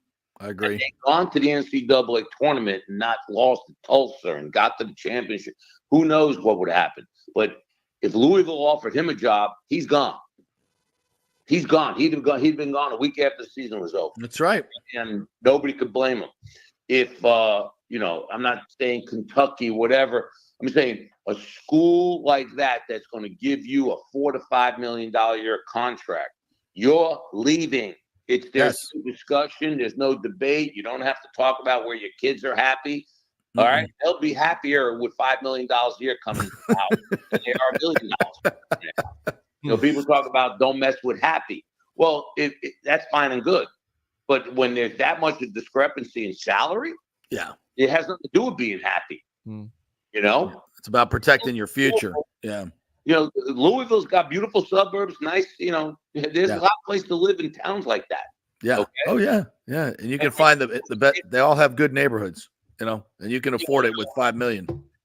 Yeah. I mean, it's just, and that was one of the motivating, indicators or factors in players getting paid. If the coaches can leave and get paid, why can't we get paid? We're the ones, basically providing those moves to these coaches. Yeah. So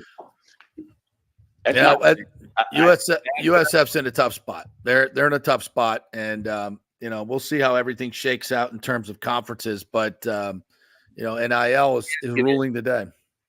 Let me play devil's advocate here. Now the thing on Twitter, Amir and his returning, freshman Jaden Reed. They've been in videos together, whatever. That's his returning. That kid's going to be their starting point guard. He's a stud. So that kid's from up north. Okay. He has a great year this year as a sophomore. A Big East team that puts out the field that they'd like him to come play for them. He's going to stay here? No. Same thing could happen. Same exact thing can happen. So USF fans don't want to hear it, but and it sucks for them. It sucks for them it's bad for college basketball, but it's the world we live in now, and it's unfortunate. Last thing, Z, I did not have Mark Pope on my bingo card as the next coach at Kentucky. Clearly, they're keeping it in the family with the '96 national championship team he was on. They brought them all back the other day to Rupp Arena and the trophy and everything. I'm like, that's great. That's great. Fantastic. Is he the guy? I mean, I thought it was Bruce Pearl. I thought it was NATO. I thought, Kentucky could go get whoever they wanted. Did they not want those guys, or they just want to keep it in the family? What was this all about? I think, if I'm looking at it, from my years in the business, they could not afford to be turned down again. That's, in my opinion, the number one factor. Okay, they were turned down. Interesting. So you're going to get turned down the third time? No. So They went and got a guy. They call him one of their own. The guy played 2 years in Kentucky, did not have a spectacular career. But what he is he supposedly, and if you watch BYU this year, he's a really good coach and very innovative on offense. Okay? So, he won the press conference. I'm big on, in this day and age, you really have to win the press conference. You have 19,000 people at Rupp Arena. You come and speak. You show up on the bus. You have the 96 team. In all sincerity, the only guy I recognized walking off that bus was Tony Delk. I didn't recognize one other player. Wow. Right. Okay? Right. And if you look at it, the guy's probably going to do a pretty good job there. Okay? But it remains to be seen who he's going to get, because most of those kids are all leaving. I think Reed Shepherd probably stay. If he doesn't go to NBA, he'll stay there. But you're losing the rest of those guys. So who you replacing them with? And if you don't win right away, what that press conference, it's going to be forgotten real quickly. In this day and age, you get hired, everyone's expecting you. There's no rebuilding. There's no give us some time, Kenny Payne, give us some time. With the portal, there is no time. You should be able to do what everyone else has done in 1 year. Turn it around. Hey, let me tell you, what Amir Abdur-Rahim did is going to set a precedent. Look what he did in 1 year. Right. A bunch of transfers. So why can't we do it at Kentucky? Right? But I also think they need to get off this. I took this job. We're going to be playing for banners. Okay, I get it, Mark. I get it, playing for banners. You've won 4 banners there in 40 years. You've had 4 banners in 40 years. It is not like you're playing for a lot of banners. Okay, Connecticut has 6 banners in 25 years. So let's get the program back to where it's supposed to be, competing for a banner, but don't start talking about hanging banners. Please don't start doing that. Well, there's going to be a lot of pressure there, but it's going to be interesting to see how that whole thing plays out with Calipari going to Arkansas. Everybody in the SEC, it's like, they're all one big happy family, right? They're all going to coach everybody else's team. Pearl's been at Tennessee and Auburn, right? I thought there was one other spot that he was at. So Milwaukee, Wisconsin. That's right. So yeah, they'll all just keep making the rounds. We'll see how it works out. All right, Z, anything else you want to add today? Any other local stuff going on? I tell you what, I'm kind of looking forward to this Cavs Magic. Me too. Big time. I think we hitting on something here. I think it's going to be exciting. I might just have to apply for a credential to an NBA game. See what happens. Oh, hey, listen, if you get creative here, you know, there's a guy who has a camera, nearly paid off here, by the way. Okay. Just saying, I'll bring my camera. I'll bring all my gear. We'll do it we'll see what we can do. I'll get Paul Poulter over there to give me a recommendation. Absolutely. There you go. All right, Z, good stuff, my man. Always. Appreciate it. Let's chat next week. Let's keep it going. The people love you. They love the Z. You got it. Thank you for the opportunity. All right, and if you want to get your child trained up, your youngster trained up, DZ Sports is where you go. David Zimroth at Verizon.net is how you get in touch with him. All right, we'll take a break. We'll come back on the other side, get to some other we'll talk some USF spring football. Peter wants to jump in on that. We'll get some more Rays and Bolts talk in here. Maybe a little bit more Bucks, too. We're going to slide that in. And there's something going on at University of Florida, their baseball team. Have you heard about this? I have not. Jack Caglianone,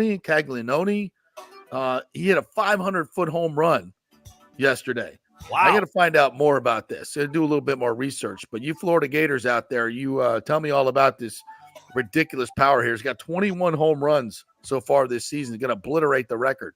So we'll talk about that and more when we come back on the JP Peterson Show, brought to you by the great folks at Hydrate Heroes and the Golden Diamond Source. Our good friend Julie and Steve Weintraub over there. It's their 40th anniversary, and April is Diamonds Month, so you're getting 20% off your diamonds as well because of the birthstone of April. Always a great place to shop. It's the Golden Diamond Source, 3800 Almerton Road, always online at thegoldendiamondsource.com. Back in 3.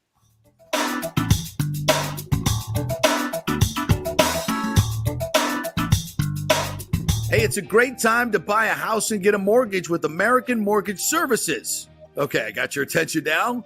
But JP, rates are at 8%. That's true, But I spoke with our friend Scott Fitzgerald at AMS Tampa, and this is what smart people are doing. Rates peaked at 8% last month, but they've come down, and AMS recently locked some folks in the high sixes. Prices have also stabilized or dropped in some areas.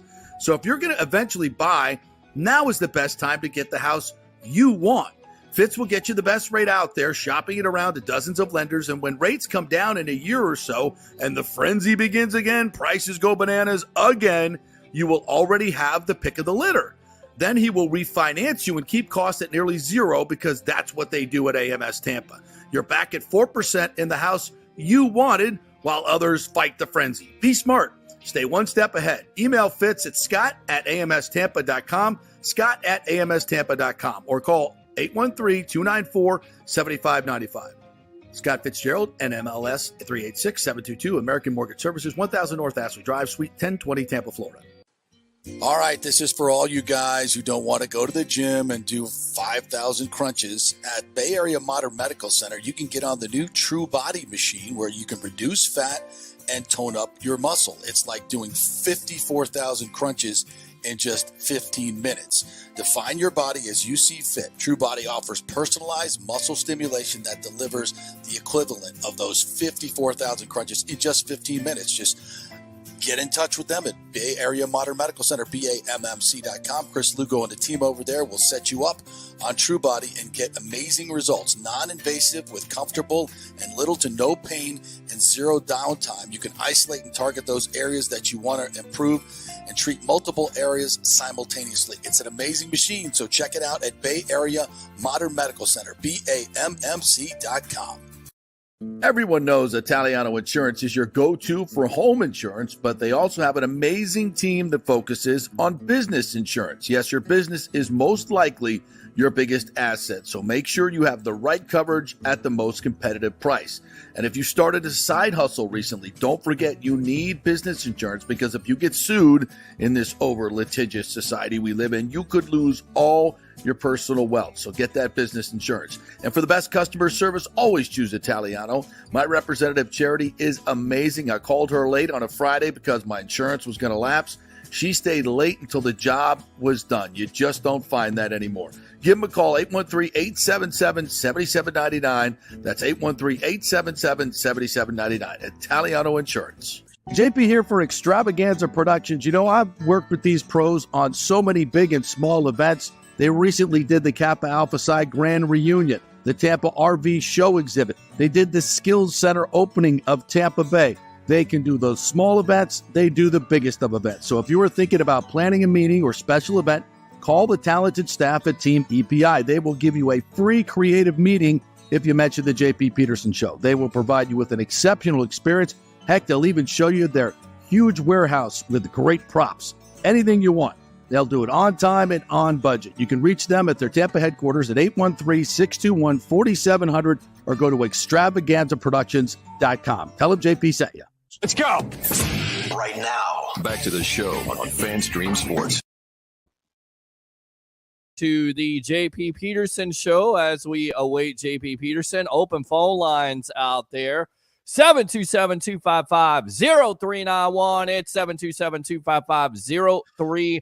I'm your host, Peter Blake, along with the great JP Peterson. Open phone line to talk about your Tampa Bay Buccaneers. Where do you think they're going? 8 days away until you hear this sound. Ooh,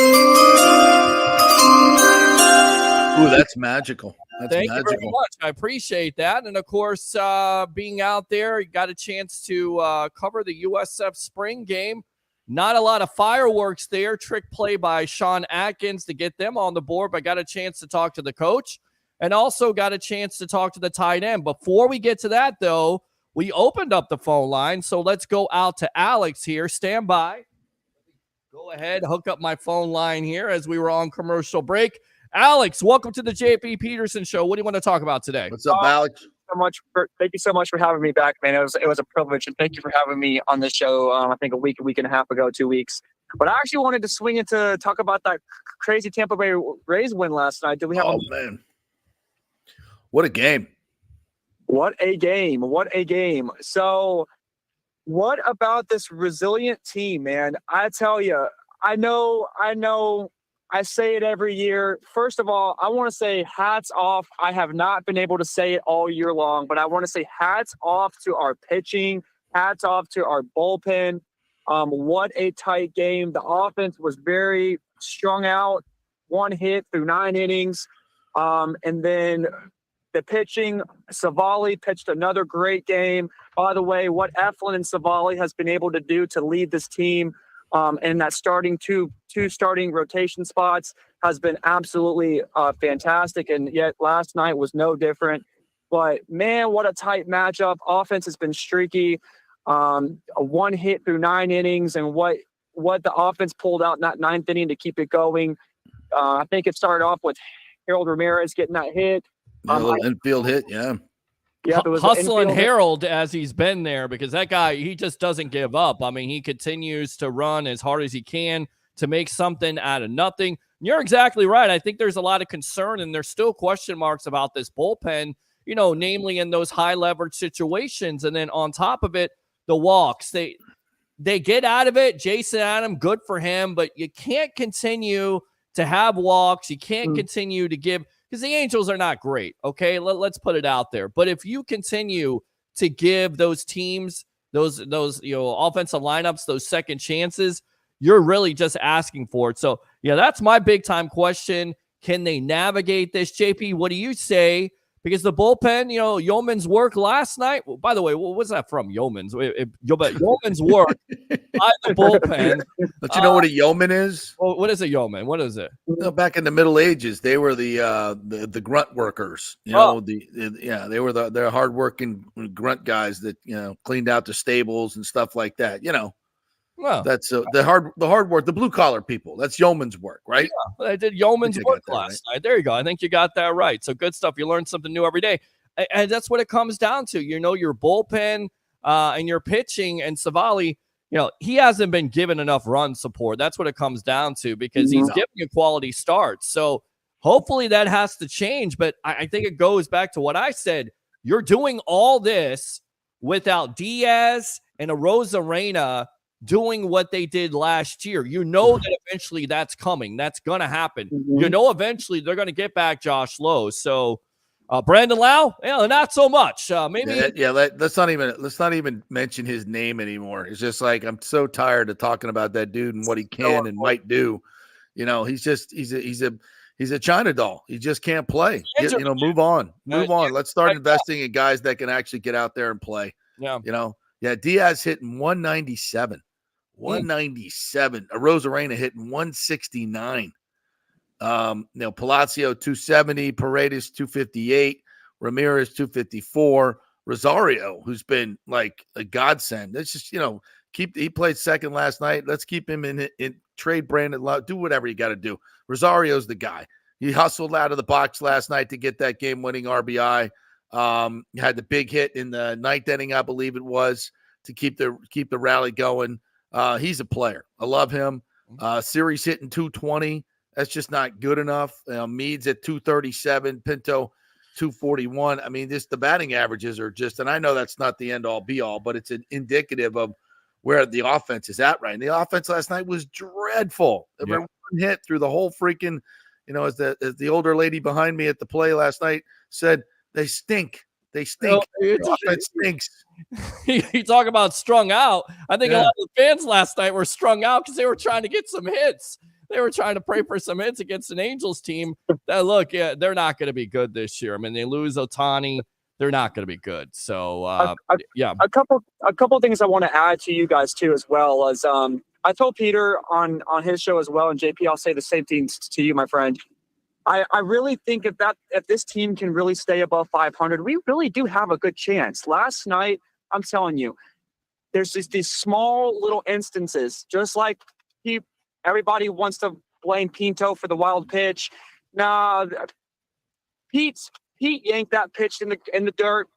I think Pinto Pinto did a great job all night keeping everything in front of the plate.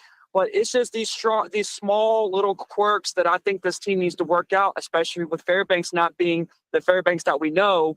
And I think that's the small things. But hats off to that bullpen, man, because getting the bases loaded And with Mike Trout in the middle of that lineup and Mike Trout getting him to get that fly ball out, which hats off to Siri for the amazing game-saving catch out there in center field. And to come out and only get one run and keep the game going, it's small little things. And Cabby, let's talk about Cabby for a minute. Cabby's been lights out. These guys hitting balls, man.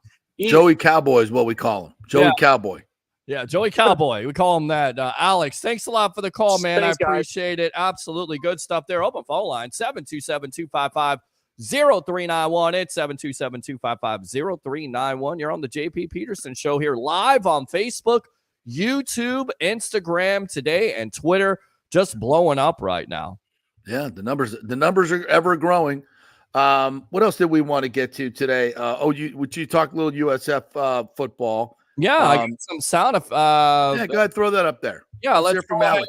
Let's go out to Golish on his quarterback play here on the JP Peterson Show. I know you haven't seen the film on this game, but your initial reaction for your rest of your quarterbacks today with their play. Yeah, I try not to be overly critical, just standing out there behind those guys. It's a little bit unique, right? Like we scored 10 points on one team, 7 on another, and normally you'd be like, man, what in the world happened? But you're mixing and matching so many guys, and Byram and Bryce are both captains on both teams and drafted their own teams. And so there's a mix and match of ones and twos, so it's really hard to, I would say make a true evaluation. Obviously, you're going to watch it and you're going to coach through every single play in terms of the progression, the actual technical part of it, and then the tactical, the decision-making part of it as well. But I thought for the most part, they functioned. For the most part, balls got out on time.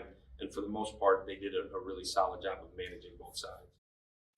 All right, so there you go. I mean, not much you can say besides, look, you go to a spring game, you expect some fireworks, but you're not going to give it all away, right? And then on top of it, you don't have any major injuries. So that's what you're looking at.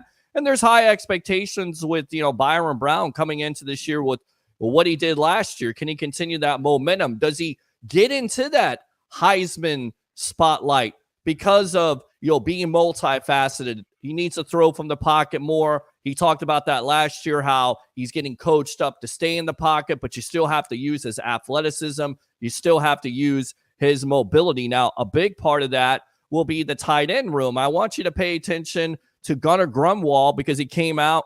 The coach said, this guy right here, big guns. It certainly seems like it's not all about the quarterback on this team.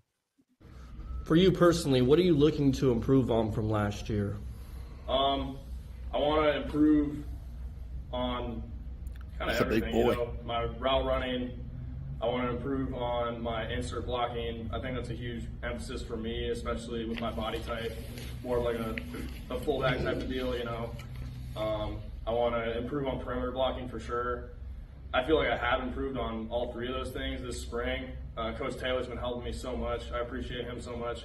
And Coach Golish too. He comes over and helps tight ends as well. So they've been pushing me. And I feel like I've gotten a lot more comfortable doing those things, a lot more confident doing those things. So those are just the three of the main things that I want to work on.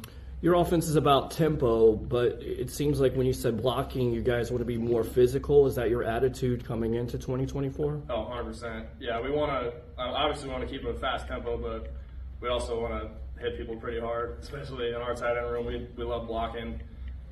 Me and Wes and Jonathan and Colin and Gerard and Wyatt and Dangler, especially Dangler. Man, he hits people hard. So we all love it, and we love doing insert drills. We hit the one man before practice, and we take that pretty seriously. We like just putting our head on stuff, and yeah. What do you enjoy more, catching a touchdown or pancaking somebody? It's pretty close. I will say I like catching a touchdown, but it's a tight one. I like pancaking somebody, especially if it's like I earned the pancake. If it's just kind of a tap off, it's not as cool. But. All right, so there you go. Like that kid. How big is he?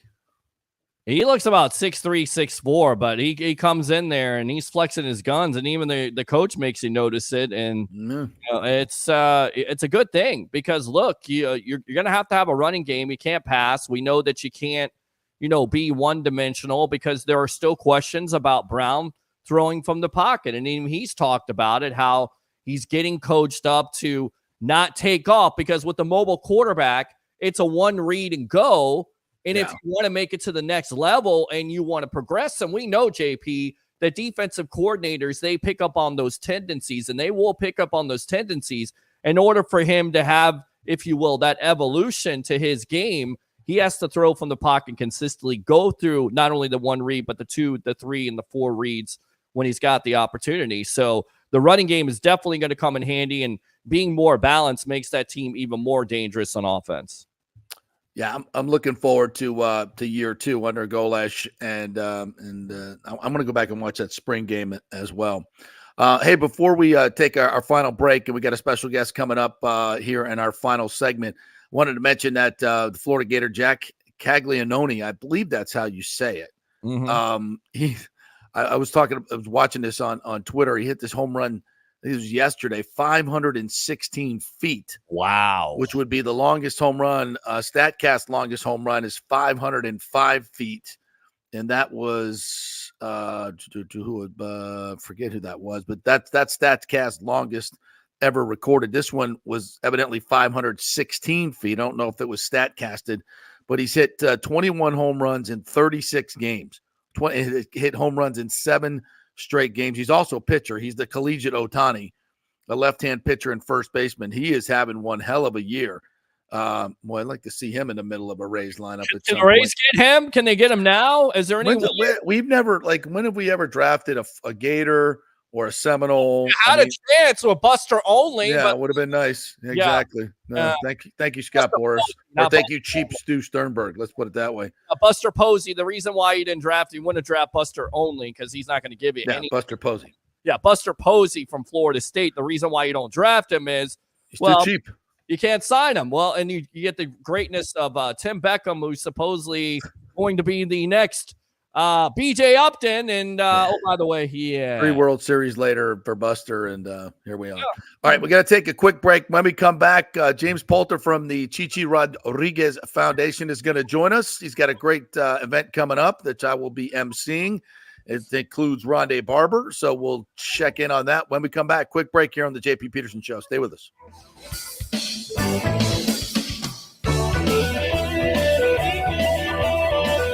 JP here for the Jeeves Law Group and my man, Scott Jeeves. If you're going to hire an attorney, do you want some guy looking for a quick settlement and a quick buck, or do you want an attorney with some chops?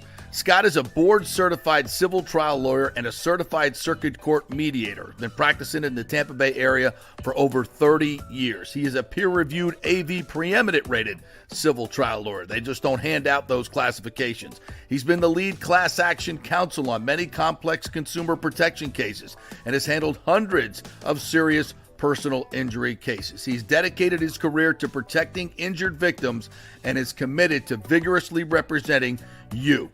We're local, we're trusted, and we get results. Personal injury and personal attention. Call for a free case evaluation. That's 888-9-JEEVES. That's 888-9-JEEVES. The Jeeves Law Group.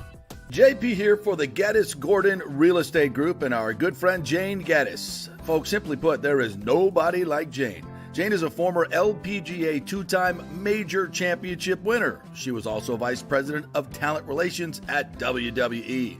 She also has a law degree from Stetson. So if Jane can drain a 10-footer to win the U.S. Open and stare down Hulk Hogan in the boardroom, you want Jane on your real estate team to not only negotiate the best deal, but find you the perfect home or investment property. And when you work with the Geddes Gordon Group, you become part of the real estate family and get concierge services that include expertly staging, marketing, and preparing your home for sale. Advice on golf properties. Hey, you might even get some golf tips. Many of their clients become friends long after the sale or purchase is completed. It's all part of the deal. So if you're looking for that perfect home or investment property or trying to get top dollar for your home, go with Jane Geddes and the Geddes Gordon Group, because there's nobody like Jane. Call 813-485-6808 or go to geddesgordon.kw.com. That's GEDDES Gordon.kw.com or call 813-485-6808. Everyone knows Italiano Insurance is your go-to for home insurance, but they also have an amazing team that focuses on business insurance. Yes, your business is most likely your biggest asset, so make sure you have the right coverage at the most competitive price. And if you started a side hustle recently, don't forget you need business insurance, because if you get sued in this over-litigious society we live in, you could lose all your personal wealth. So get that business insurance. And for the best customer service, always choose Italiano. My representative, Charity, is amazing. I called her late on a Friday because my insurance was going to lapse. She stayed late until the job was done. You just don't find that anymore. Give them a call, 813-877-7799. That's 813-877-7799. Italiano Insurance. Let's go. Right now, back to the show on FanStream Sports. All right, welcome back to the JP Peterson Show, brought to you by the great folks at Extravaganza Productions. Paul Thomason and the crew over there. They do all the big charity events, the sporting events. They are the production team that gets it done on time and on budget. Great folks over there. Get a free creative meeting by mentioning the JP Peterson Show. Just go to extravaganzaproductions.com, contact them through the website, and tell them JP sent you. Yes, I do a lot of events with Extravaganza Productions, including this one coming up next week. It is for the Chichi Rodriguez Foundation, and James Poulter joins us right now. Is the CEO of the Chichi Rodriguez Foundation that has been doing tremendous works for our youth, with our youth for a long time. James, good morning to you. Thanks for joining us. How are you? Yeah, no sound. We can't hear you. See if your microphone engage that microphone for me. Try it one more time. Yeah. Yep. I'll tell you what we'll go ahead and do. We will go ahead and try to come back to him. Yep. I'm going to go ahead to that. So there we go. And then let me see. All right, let's try this again. Stand by. The great technology. I think we got him now. Are you there, James? No, I don't think he's there. So I'll tell you what, if he wants to, tell him to please call back here. Hold on a second. Activate that microphone. Getting a little bit of feedback. All right, Yeah. we'll try to get him on. Yeah, Stand by. let's see what happens here. Let's see if we can get him on again. We'll try it again. Hopefully third time's the charm. How Are you about there? now? There we are. There we There we go. Success. Switch to different Sometimes settings. just one different setting. That's all it takes. What's up, James? How are you? Sorry, fellas. Good. How are you guys? Thanks for having me on the show. Good, man. I'm excited about the event next week. Tell us a little bit about it. The Sapphire Soiree at the Clearwater Aquarium. Haven't been there in a long time. This sounds like a pretty swanky event. I'm looking forward to it. Rondé Barber, the Humanitarian of the Year Award. Robin Zander from Cheap Trick's going to be there. Tell us all about it. Yeah, it's going to be an exciting night. So it's our 45th anniversary of the Chichi Rodriguez Youth Foundation. So we've been in Pinellas County since 1979. And so we actually operate a public school on a golf course. It's really unique in partnership with the Pinellas County school system. And we have about 100 kids that come to school here every day on campus, and they're performing below grade level. So we help them get back on track academically.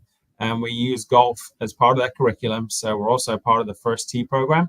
We're the First Tee at Clearwater. And so we're teaching kids golf and life skills in North Pinellas County. And it's going to be a fun night, kind of celebrating our successes. Rondé is a friend of mine through the Valspar Championship. Nice. I volunteer for the Valspar. I'm a copperhead. I help promote the tournament, sell tickets, sell sponsorships. And, we're so lucky to have him in the Tampa Bay region as the general chair. Yes. And that event alone just generates, millions of dollars a year to pump back in the community. So, we're very fortunate to have a tour event in our backyard. And so we felt it was the right time to honor Rondé. And luckily, Robin Zander, who I actually taught his kid golf 20 years ago. Really? When I first moved over, and his kid still hits balls at the driving range, Robin Nice. Jr. So Robin and Robin are in town. They're actually doing a concert at Emily Arena on the Friday night. Yep. And they're going to do a little private 30-minute acoustic set for us on the Thursday. Oh, how cool is that? Yeah, they're going to be playing with Hart on Friday night at Emily. So we get a little preview to that show. That's going to be super cool. And so how does Rondé get involved with the Chichi Foundation? I know he supports so many charities across the board. So, and I know he loves golf. So you got two things right there, right? Yeah, obviously he's a huge golfer, and just with his leadership with the general chair role that he has with Valspar, we're what's called a pillar charity for the Valspar tournament. So a larger portion comes back to the foundation for the work that we do. And we're out there all week activating different things. Like we had the 5K the Sunday before the tournament. We were all out there. Rondé was there hosting that. And it's just, a big build up to a whole week long of events. Our kids get to be standard bearers. We do a junior clinic that week. So just the impact in the region is huge. What is that impact in the region? What's the turnout been like for this? For the event coming up, or just in general with the first tee and Chi-Chis? Just in general. Yeah, I mean, we've impacted thousands of kids over the years. I mean, the most important thing for us is getting them back on track academically, helping them graduate high school. We've had kids that are into golf. We've had some kids that have gone on to do long drive contests. We've got one right now over at the driving range that's doing some long drive competitions. But really just turning them into good people so they can be, give back and be part of, life and society moving forward. So. You mentioned Barber. Is that the greatest Tampa Bay sports play in history? Do you always tell them that? Because to me, 92 yards to close down the vet.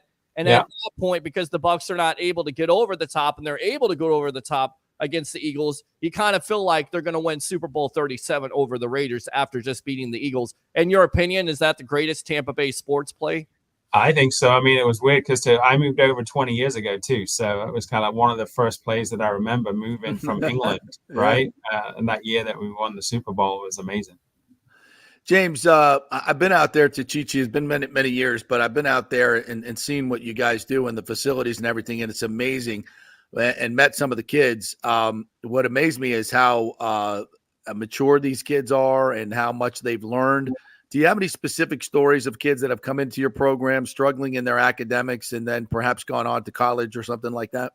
Yeah, I mean, we've got several. One right now, Sean Fromay actually went through the school, went through our first T program, went on to college, and now he's looking to turn pro. So we're trying to help him get some sponsorship dollars to do that. Right now, he's caddying over at El Memorial in Tampa, saving up some money and playing some golf. And he's still in his early 20s, but he's giving it a go out there. It's hard. It's a hard grind to make the tour, right? And it takes those the Scotty Schefflers in the world make it look very easy, but there's a lot of really good golfers out there. So just kind of helping them navigate that, and try and pick the best path forward. And not just the golf world, but I know you've had a lot that never even planned on going to college, then end up going to college and coming back and being, great members of our local society here and contributing back, right?